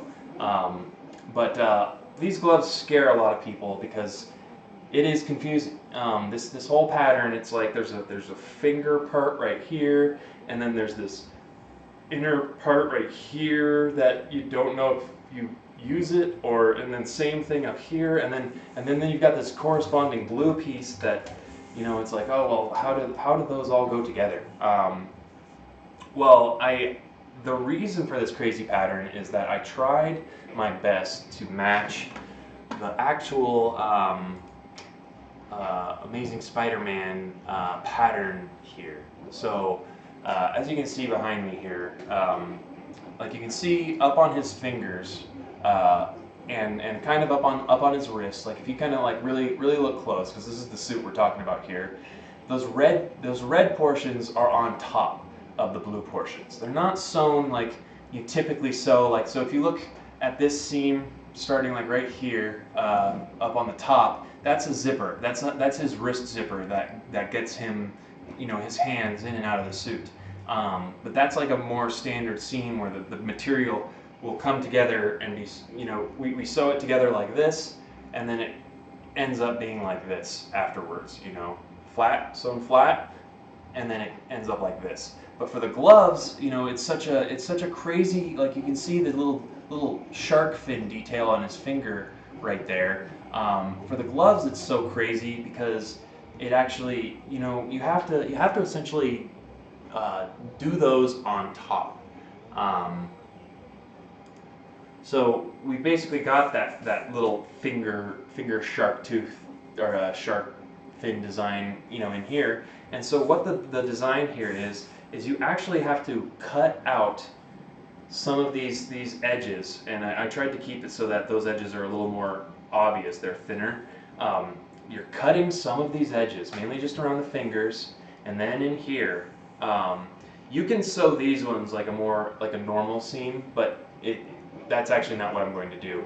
But yeah, so you have to actually start by cutting those shapes out, and then what you do so that it doesn't like roll up and unravel around the edges, and so that it's put in place on this bottom one is I take puff paint, or on the one suit. I've only really done this one time before. And it was several years ago too, so that's kind of a part of why it's taking me so long to get this thing finished. Um,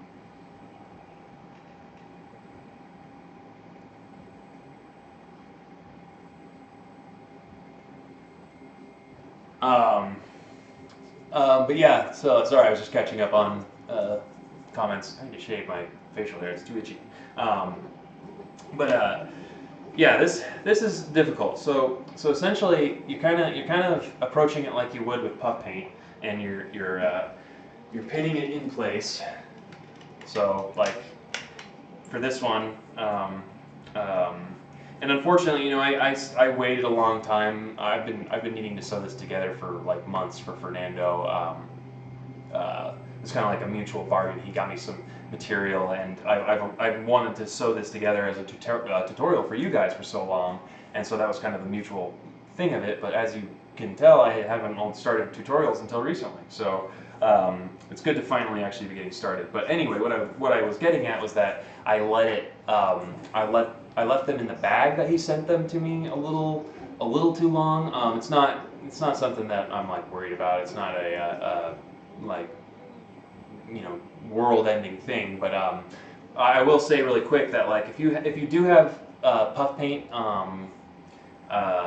just sitting for a long time, you always want to make sure that the pieces aren't like contacting other pieces of puff paint. Like if you have, say, two glove pieces like this. Thankfully, I didn't really have any of this, but I know it can happen. If you have like two pieces like this, and you know you're not going to get to it for a long time, like weeks or months away. Usually you never know that's going to happen. You just never want to have the actual puff paint surfaces touching each other for a long period of time, because otherwise it can be like they merge, and it kind of destroys the puff paint a little bit in that they stick to each other. And so one thing that a little tip that I've shared before is that you can use Armor All, well, it doesn't have to be Armor All, just like interior wipes, just like car interior wipes for like vinyl and leather and all those things. Like basically it's just like an oil. These wipes, you can get just a spray bottle of it too, and it's a little cheaper, but it's just like an oil, like a hydrating oil designed for vinyl and leather. And it's kind of like a baby wipe. It's not, you don't want it to be sopping wet, you just want it to be kind of moist. And if you're not, basically you should just get in the habit of doing this a lot, because it makes the puff paint a lot easier to work with. It kind of oils it up a little bit and makes it less tacky and sticky, and that's really helpful if you're sewing it together, because if you're sewing two puff painted pieces together, they'll just want to stick to each other so bad that you'll kind of like go crazy, not being able to align them properly. But all you have to do is get some of these wipes and just go through, and you just want to get the top. You don't want to saturate that actual fabric itself. You just want to brush the tops of the puff paint sections. But this hydrates the puff paint, because the puff paint is like a latex, acrylic, kind of rubber mixture, and it can dry out the same way vinyl and leather and things like that and rubber can dry out. So you have to do this pretty frequently. And if you have a suit that you've done puff painting to, I recommend you keep it in like a suit bag in your closet, so it's not just sitting there drying out constantly. And then you also make sure to do this before and after you wear it, because you do it before, because then you're kind of greasing the suit up a little bit, so that like you have less friction in your armpits and maybe in the crotch area where it rubs against itself, and then the puff paint might come off and peel off a little bit. But yeah, you do this so that it just gets all really nice and hydrated, and not just not as sticky and dry. And then the first time you wear a puff paint suit in a while, you always want to be gentle with it. Like treat a puff painted, like a fully puff painted ASM1 suit, treat it like a balloon, like you know that you're about to blow up. You kind of want to stretch it a little bit. You want to warm it up. You want to kind of like work it, like warm it up essentially. Like you can't just expect a totally cold puff painted suit that's been drying out in your closet for a year to just come out and just immediately you put your arms and your legs in it and you're moving around. That's where you're going to get a lot of your cracking and your puff paint getting destroyed. So if you're putting this amount of effort into applying the puff paint, you should be putting a lot of effort into the upkeep too, because it'd be a terrible shame to have it get destroyed quickly. But yeah, so anyway, after that little PSA, I'm just attaching this bottom blue part. I'm not sure if I'm actually going to do the attachment part of this right now or not. I want to at least get into it and talk about it and prepare it, because I have to do this. But it's a procedure, and you have to be really careful. I've tried to design it as best that I can. It might be a little difficult for you guys to see it with the lack of contrast maybe, but there's a sort of shadow on the print where the red parts are supposed to go. And the reason I made it only a shadow is so that it's less pressure. It's not like a hard outline where if you're off a little bit and it's not perfectly on top of that outline, it totally looks bad or anything like that. It's just a little bit of a shadow. So maybe if a little bit of that outline is sticking out, it just looks like a shadow. It just looks like a darker area. And it's only there to kind of guide you in gluing all of that down. All right. So yeah, and usually with puff paint, when you're doing a thing like this, I've always recommended in the past that you stretch it. You're stretching the material as you're pulling it out and everything. But actually, for this particular thing, I don't want to stretch it. I really don't want to deform the shape very much at all. Because when it comes time for this red part, when I'm putting the red part on, if I've stretched it and I've really deformed the shape, it's going to be hard to really get that to perfectly, line up with the portions that it lines up with on there. Because that's basically what I'm doing here. I'm using puff paint. Like I honestly can't remember which way I did it. If I did puff paint on here or if I did it on the blue. I'll probably figure it out the same way I did last time. But you put like a little outline of puff paint, either blue or red or whatever color, experiment with it. I'll probably end up experimenting with it a little bit. But you put that little amount of puff paint on, and I think you work a little bit at a time, and you just go along kind of laying and lining it up perfectly. And then maybe even take pins. I would recommend maybe even taking pins in those corner, like these little light corner areas where it's lined up, and pinning it in right there. And I want to emphasize really quick that these areas where you're cutting it, I don't want to have to refocus it, but these areas where you're cutting it, there's a little bit of a red outline. You can see that little 2-3 millimeters of a red outline. You want to leave that. That's the if we go back to this picture that we're working from here. So this is the suit that we're working from here. You can see on the edge of every red piece, it looks like it's embroidered. It looks like it's really thickly stitched with sewing, and so that's what that little red gap is. And after we've aligned all of this and we've got it laying down on top, and everything's lined up, it's glued, it's puff painted, and you could use fabric glue. Like there are some clear, flexible fabric glues, but I mean it's all puff painted anyway, and puff paint really does do a good job of bonding those two pieces of fabric as long as you need it, because we're not leaving it like that permanently. Once it's nice and puff painted and done like that, then you go back to the sewing machine, and exactly what I was doing earlier with the stretch stitches, because if you look over here, it kind of looks like those stretch stitches I was doing. Those kind of like, you just do a bundle of those stretch stitches, and you can do a zigzag too. If you do a zigzag stitch, that'll get you that width of the stitch and make it look a little more like the embroidered edges that they managed to do for this one. But the good thing is, the reason why we're gluing it with puff paint and gluing everything down first is that it would be so hard to do that, to pin that and to keep it in place.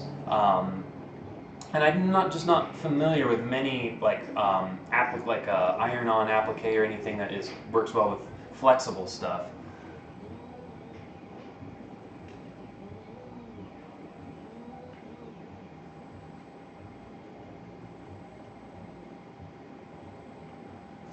Sorry, just catching up on comments. Yeah, Chris Moore was saying his suit's taking longer than expected and it's nerve-wracking. Yeah, that's kind of just the nature of this business. I'm not sure what you mean as far as like your puff painting or what, but I mean it always takes longer than you think it's going to, and that's especially with people constructing it because there's a really huge demand for all this stuff. Like a lot of people want their suits, they want the homecoming suit, they want the their own custom design suit, and so pretty much everyone that does this kind of stuff is just swamped all the time, and so that's why I'm happy to kind of be hopefully spreading this information and kind of getting people moving in a good productive direction with it. So yeah, now that I've got this almost all placed down, okay, I'm taking that staple out. See, that's why I use staples. It's really easy. I mean, I just take them out with my fingernail. And the foam core, that's why I use two sheets of foam core laminated together. It makes them last a little while longer. And then also a staple will potentially stick out of the bottom of one sheet of foam core. But if you have 2 sheets of foam core laminated together, it's not really that big of an issue. Okay, so I'm hemming and hawing here on whether or not I actually want to do this because it's tough.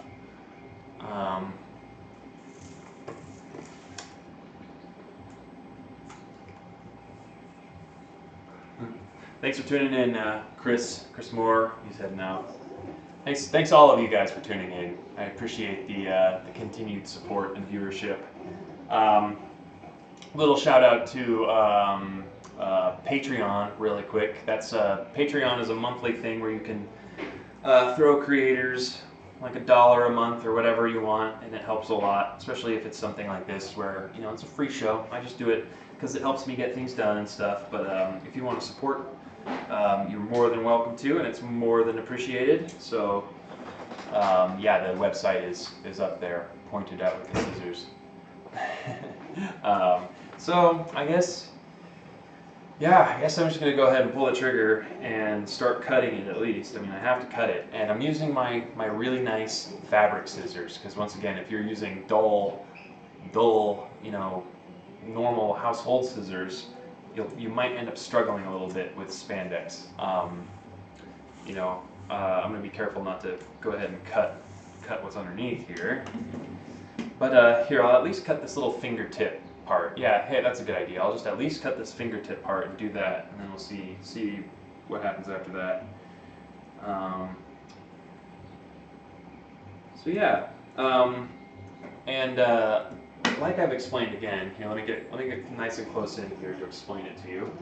I mentioned before that there's this red line here. A red line that goes around the areas that you're supposed to cut, and that's where later on, after I have it glued, I'm just going to cover that whole red outline with sewing, with like a kind of embroidered looking seam with my sewing machine. So what I'm doing right now is I want to cut on the outside of that. I've got my line already kind of lined up to get going with that. I want to cut on the outside of that, and then I'll cut on the outside of the color once that line stops. But I don't want to include any of the black or anything outside, so I'm actually going to be cutting slightly inside of it, not totally outside, but just I want like that nice thick red line on the edge without any like texture or mark outside of it. So here, I'll go ahead and do that.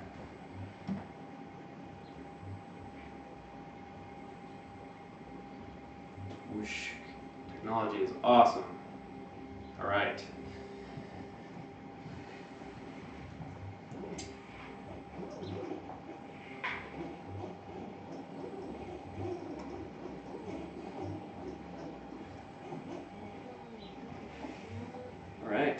So there's one cut right there. You know, and you can just do one cut at a time sometimes, unless you're doing a really complex curve or something that requires you to cut in one long line like that. You can really, you know, stick to just your simple cuts one at a time.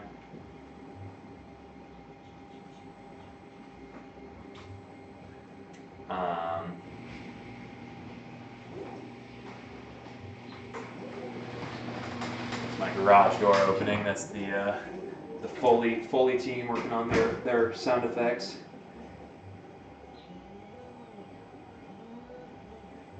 All right. Oh, I gotta cut out that little shark fin. Okay, Fernando, I've officially started assembling your gloves here. Taken me long enough. All right. So.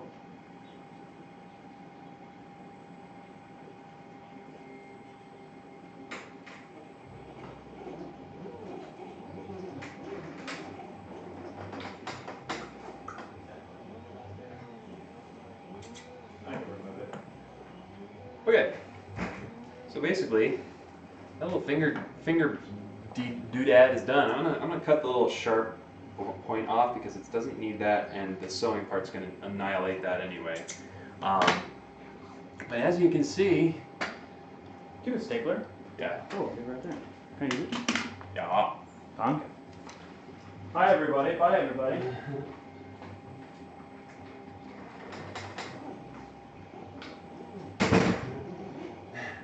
Will Denton, everyone, the man with the DSLR camera but no stapler. Right. So you can see I cut around the red outline, and you can see it's already starting to look kind of like a patch. You know, like kind of a patch you would get like in Boy Scouts or you know something like that. That you know you could do like you do in Boy Scouts. It's difficult because it's a stretch material. Once again, it's not your standard. Like a patch is typically a flat, stiffer material, but this one actually has some stretch to it. The puff paint actually goes a long way to make it stiffer, but it still is a little more difficult. So what happens here, essentially, is it gets lined up on that blue portion. And I mean, like, look how crazy good that looks. That contrast right there of just that blue, that red on that blue. You know, you won't see any of the pink, you won't see any of the light blue. All you'll see is just that crazy vibrant red and that crazy vibrant blue and all that awesome raised glossy detail. And then even the blue and the red is a little raised, or the blue, or the red is raised off of the blue, which is what is, if you look at this picture again, I'll keep showing it, that's what happens in the movie suit, is the blue part is just slightly raised up off of the red, or whatever, backwards.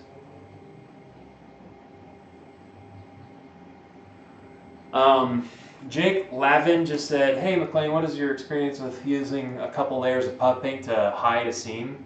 I've done that before, and that's what happens a lot when, you know, with a lot of my older prints, you would have your fully puff painted suit done, and then you would take the seams, like you'd put it on like a mannequin or something, and you'd puff paint over those seams. But that's not as good because you need your seams to be stretchier than your puff paint usually. And in my experience, when you're doing puff paint over seams like that, the puff paint, you know, you're kind of trying, it's difficult to decide if you're just filling the seam entirely with puff paint. I mean, you can absolutely do that, but you're really gonna like bog down that seam. You're gonna make it a lot more difficult for that seam to stretch. And that's why I really like this hidden seam technique that I've been doing for ever since ASM2 came out 3 years ago. Is, you know, this is a seam. It's hard to tell. I think you know, some people might be more sticklers for the little details. I mean, there's definitely little visible things. And you can see it on the movie suit too. That's where I really got the inspiration to do this, is that you can see the little web, the little thread marks on the side of the seam.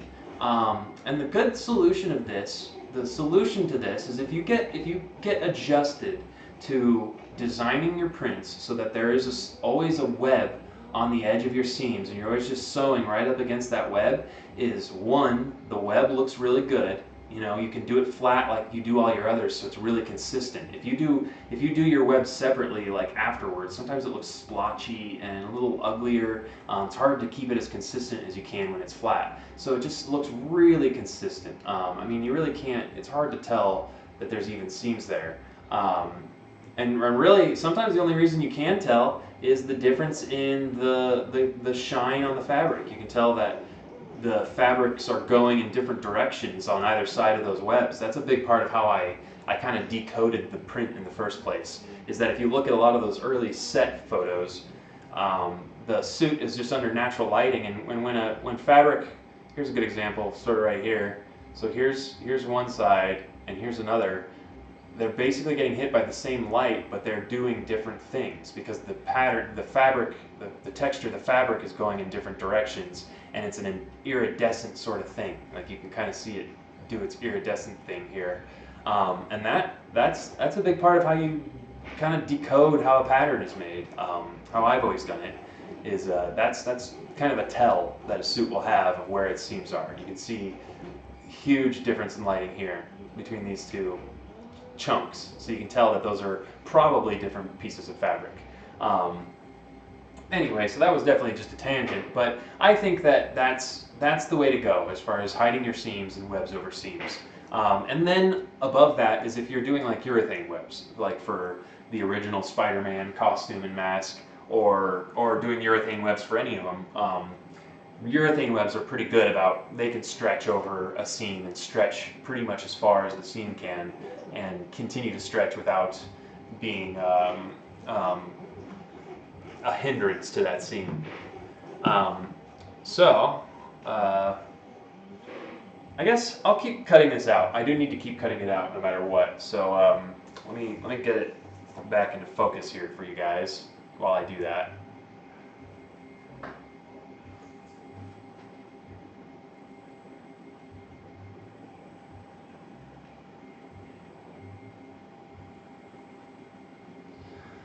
Okay.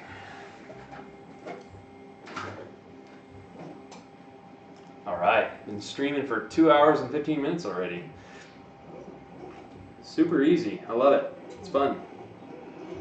I also enjoy when I'm doing something new. That's part of why I'm doing like this print tutorial here, is because I could absolutely still be working on shells, and I do still need to be working on shells. Definitely, but I do need to be working on this print too. I kind of have a jumble of things I need to be working on, and so it's really nice just having this nice little stream where I get to talk about kind of the things I've noticed from working on this stuff. So I just rotated this because I want to, for me personally, my preference, I think I like to have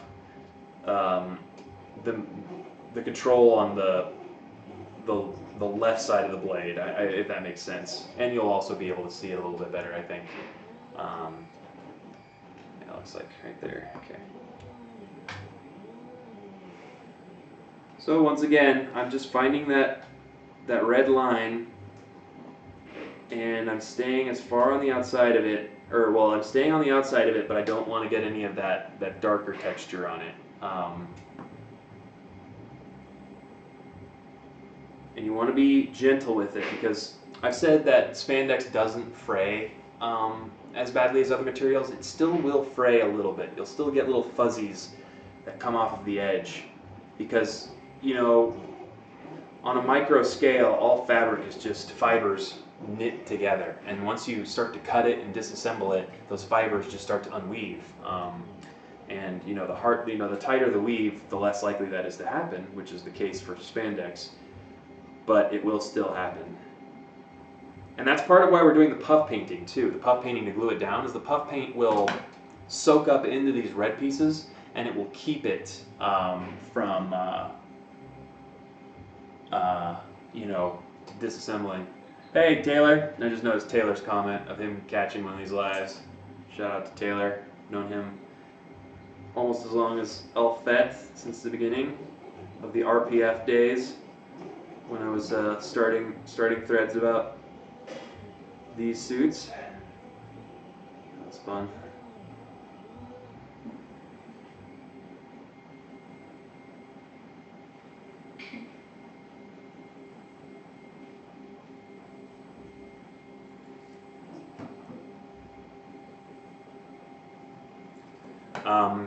So I just kind of set this aside, but this is also a piece. There's only a tiny little sliver that's missing out of that section. Let's go back to the glove reference shot. Can't really see it. Here, you can kind of see it. Basically, what we're cutting out here is this little gap. You probably can't see my mouse. This little gap right here in the fabric. Like a weatherman here. Like that, yeah, this fabric right here. This little blue gap in the fabric right here is what we're cutting out. And then those two red pieces on either side are what we're left with, and then the blue is what the base that we're gluing on top of. And this is once again, this is an ASM2 shell that I'm printing. Here's a smaller version of it right here, or another version of it that I've already printed. Kind of hard to see the detail because it's all black, but you can see it printing up there. It's pretty neat. Okay, so I'm going to continue to cut this out here.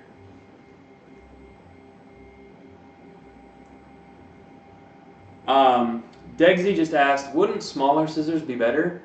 It depends. Basically, it's totally preference.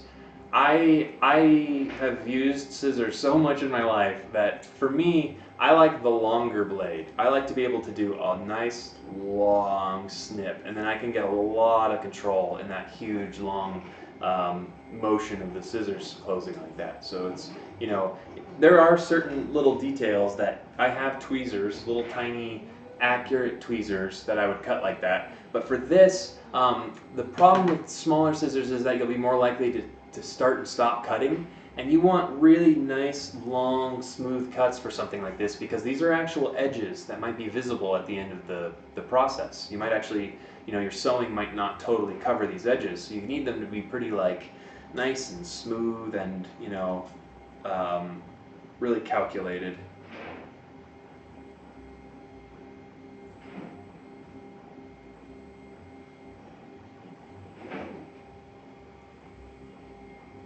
Oh man, Southern California is beautiful. It's like summer already. I feel bad. I heard that the East Coast is getting cold weather. That makes me sad for you people out there. I had to wear shorts today. It was too hot.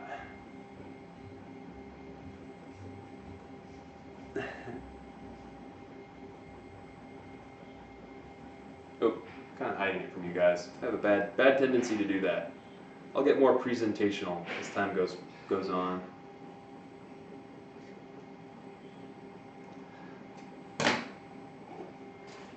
All right. I was thinking the best example of like someone who's good at teaching this kind of stuff in a, you know, brisk, informative manner is Gordon Ramsay. Gordon Ramsay is really good at, like, you know, if you watch on YouTube, go search for some of Gordon Ramsay's little cooking tutorials, and it's always really nice and concise. They're filmed well at a studio. I mean, obviously it's professionally done, but I kind of want to strive for that level of quality.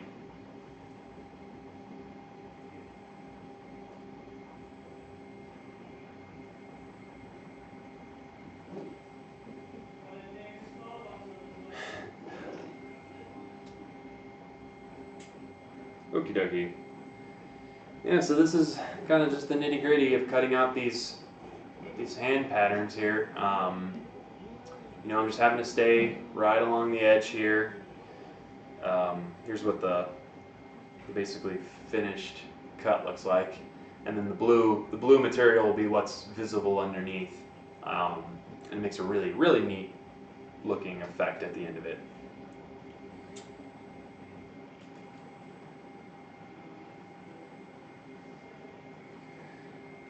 I'm basically doing this little video and covering this because I've had enough people that have bought this print and purchased this pattern, and this is really kind of like, I've never really explained how you do it or anything like that, so it's pretty important that I get this out there. In this video, since I've covered so many little sewing topics, this is going to be a good video for me to go in afterwards and edit it down into a little more concise version.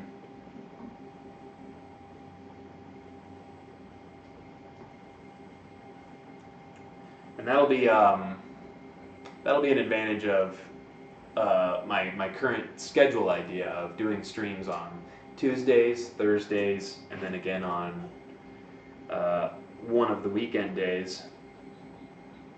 So I have some time between streams to kind of get things prepared, make it so it's not quite so thrown together at the last minute.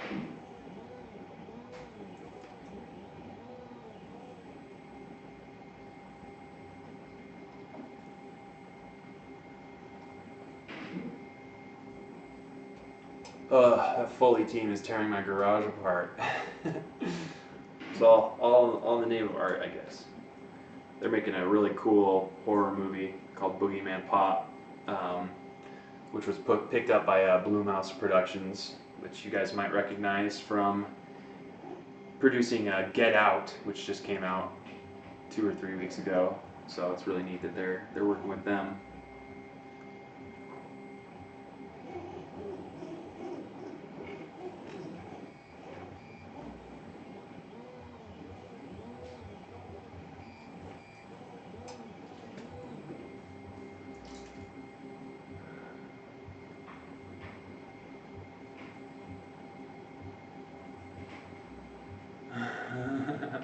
That's funny. Degsy said that he finds it mind-blowing that in the future, like, we'll be able to, like, yeah, we'll be able to 3D print stuff and print our own costumes, and like that's really the direction I want to move in with it, because it just seems like it's too like bottlenecked at the moment with it's like a couple of companies produce everything, and everyone has to rely on those companies, and then you know, like a lot of people want this space shell, but I really have no intention to create a business making these shells that I have no copyright ownership of or anything. You know, that's really, I mean, at the end of the day, it's unethical, because it's Spider-Man, you know, other people built the popularity of Spider-Man over this last several decades. So I want to move it anyway. I want to move it just in a direction of, you know, it's just more open and available, and not just so much of like a profit motive thing.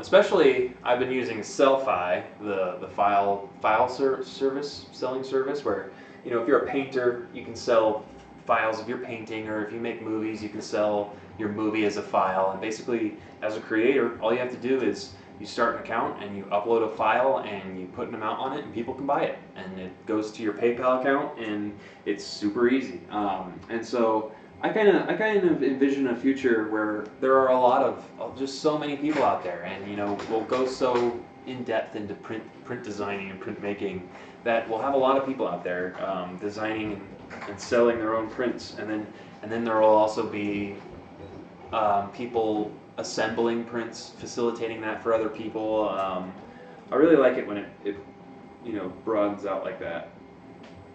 Not to say it isn't already like that. I know that, you know, you can get your print made anywhere, you know, and there are already a lot of people making prints, but I just want to get more info out there. All right.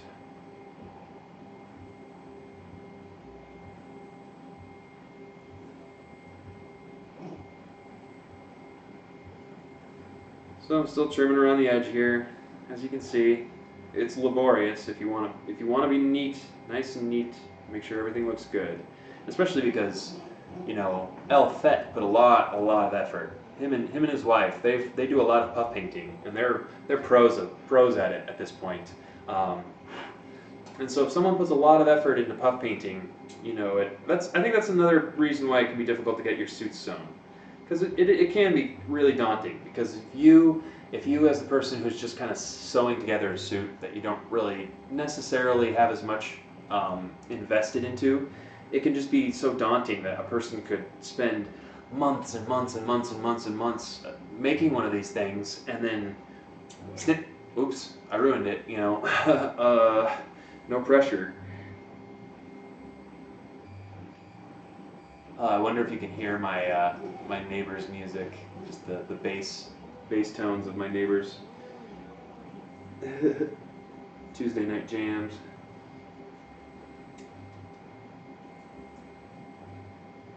Okie dokie.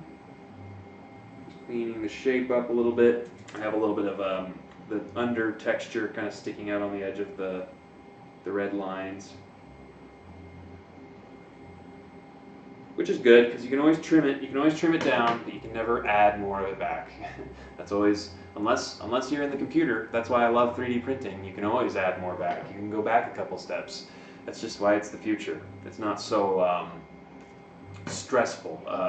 Some would argue that that kind of reduces the artistic quality of it, the artistic value, and maybe so. But it all depends on what you're getting out of it. You know, what you're in it for. So this is the last, yeah, also this one the same way. Well, you look at a reference photo. When in doubt, if you don't know how you want to do something, just look at reference photos. Right now I'm wondering if I want to do this top area also sewn and laminated.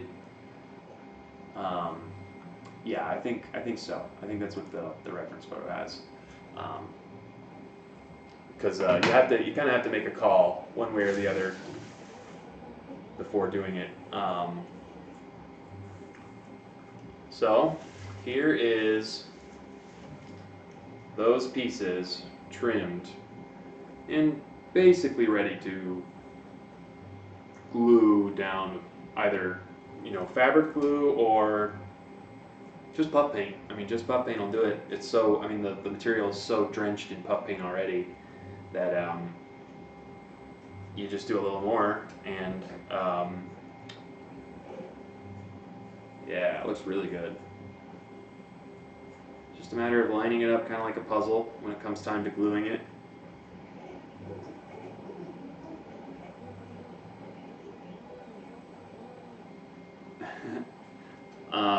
Degsy just asked if at some point in the future we'd be able to buy a machine that could puff paint a whole pattern, like actually do puff painting for you. I've totally thought about that, because basically that's what a 3D printer is doing, is it's extruding. A 3D printer extrudes material as it goes along, and you just have to give it the information of where to go and where to extrude, and CNC machines use basically the same information, which is G-code, which is just the code that tells its stepper motors and its belts and everything where to move, when to do what, and its extruder and everything. And so conceivably, yeah, you absolutely could have a machine that was just like, it'd have to be pretty big because there are some big puff paint pieces, but you could absolutely have it going along and doing whatever pattern you enter for it. I think that the biggest issue you'd probably have is that it wouldn't look as like clean as you'd hope. I think that you'd have a lot of trouble of like, say in the pattern you have it doing little bars for something, like little tiny bars.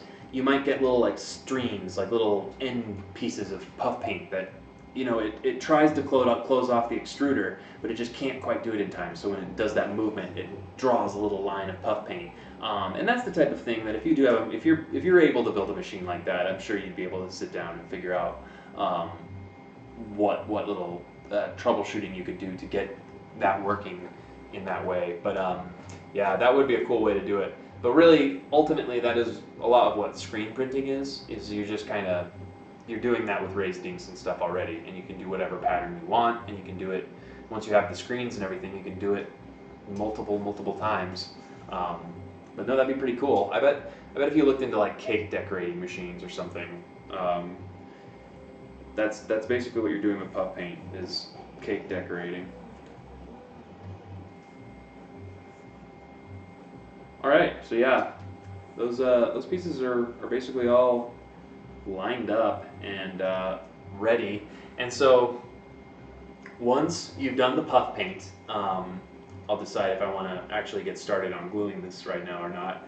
But once you have done the puff paint, like you'd start just kind of at one end, you know, doing a little puff paint at a time, because you don't want to, I don't think you'd want to do it all at once, because then you'd run the risk of hitting it with your hand and glue, you know, smudging it, or it kind of drying before you're able to get down there, or you accidentally drop the material and it smudges the puff paint. So I would suggest, you know, you apply a little puff paint in the front, maybe on this, see, that's why I'm not going to actually do it. I need to decide which is better. If you, and you know, that's a lot of what this stuff is like, so what would be better? Applying the puff paint or the glue to the bottom of this, and then putting it on, because you're going to have to, I think that might be what I did. I think I put it on the bottom of this, and then just lined it up, and then pinned it, and then basically peeled the rest of it back like that, everything that wasn't glued from this point on, and then just kind of kept going around the edges, adding puff paint to like a portion, and then you line it up and you get it down, and then you just keep going along. At that point, you can just kind of work, you know, lift up a little bit, and then apply the puff paint to the bottom side and go down. The biggest key with that, if you don't have any experience, practice. Practice it on scrap materials. Just like, that's always the solution if you're unsure. If you're sitting there and you're like, oh, is that going to work? Is that going to look good? Practice. Just test it somehow. You don't need to learn everything on your finished result. And so you practice that, and you decide what will be best. I'm pretty sure that I'll probably end up adding the puff paint onto the pink parts and gluing them down.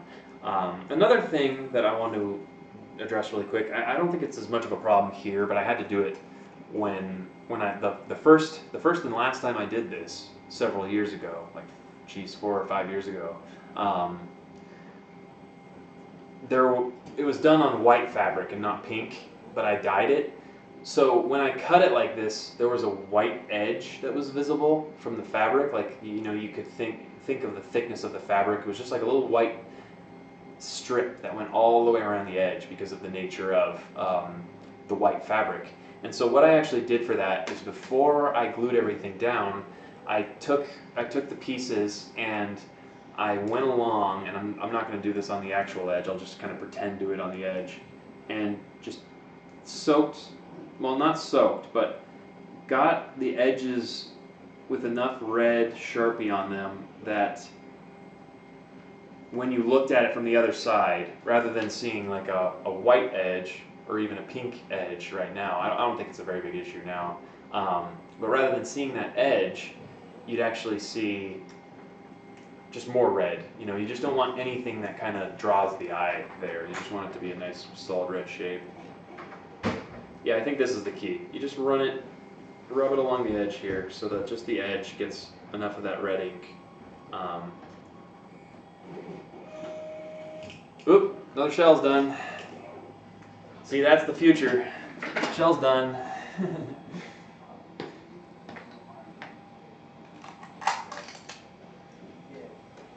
Boom.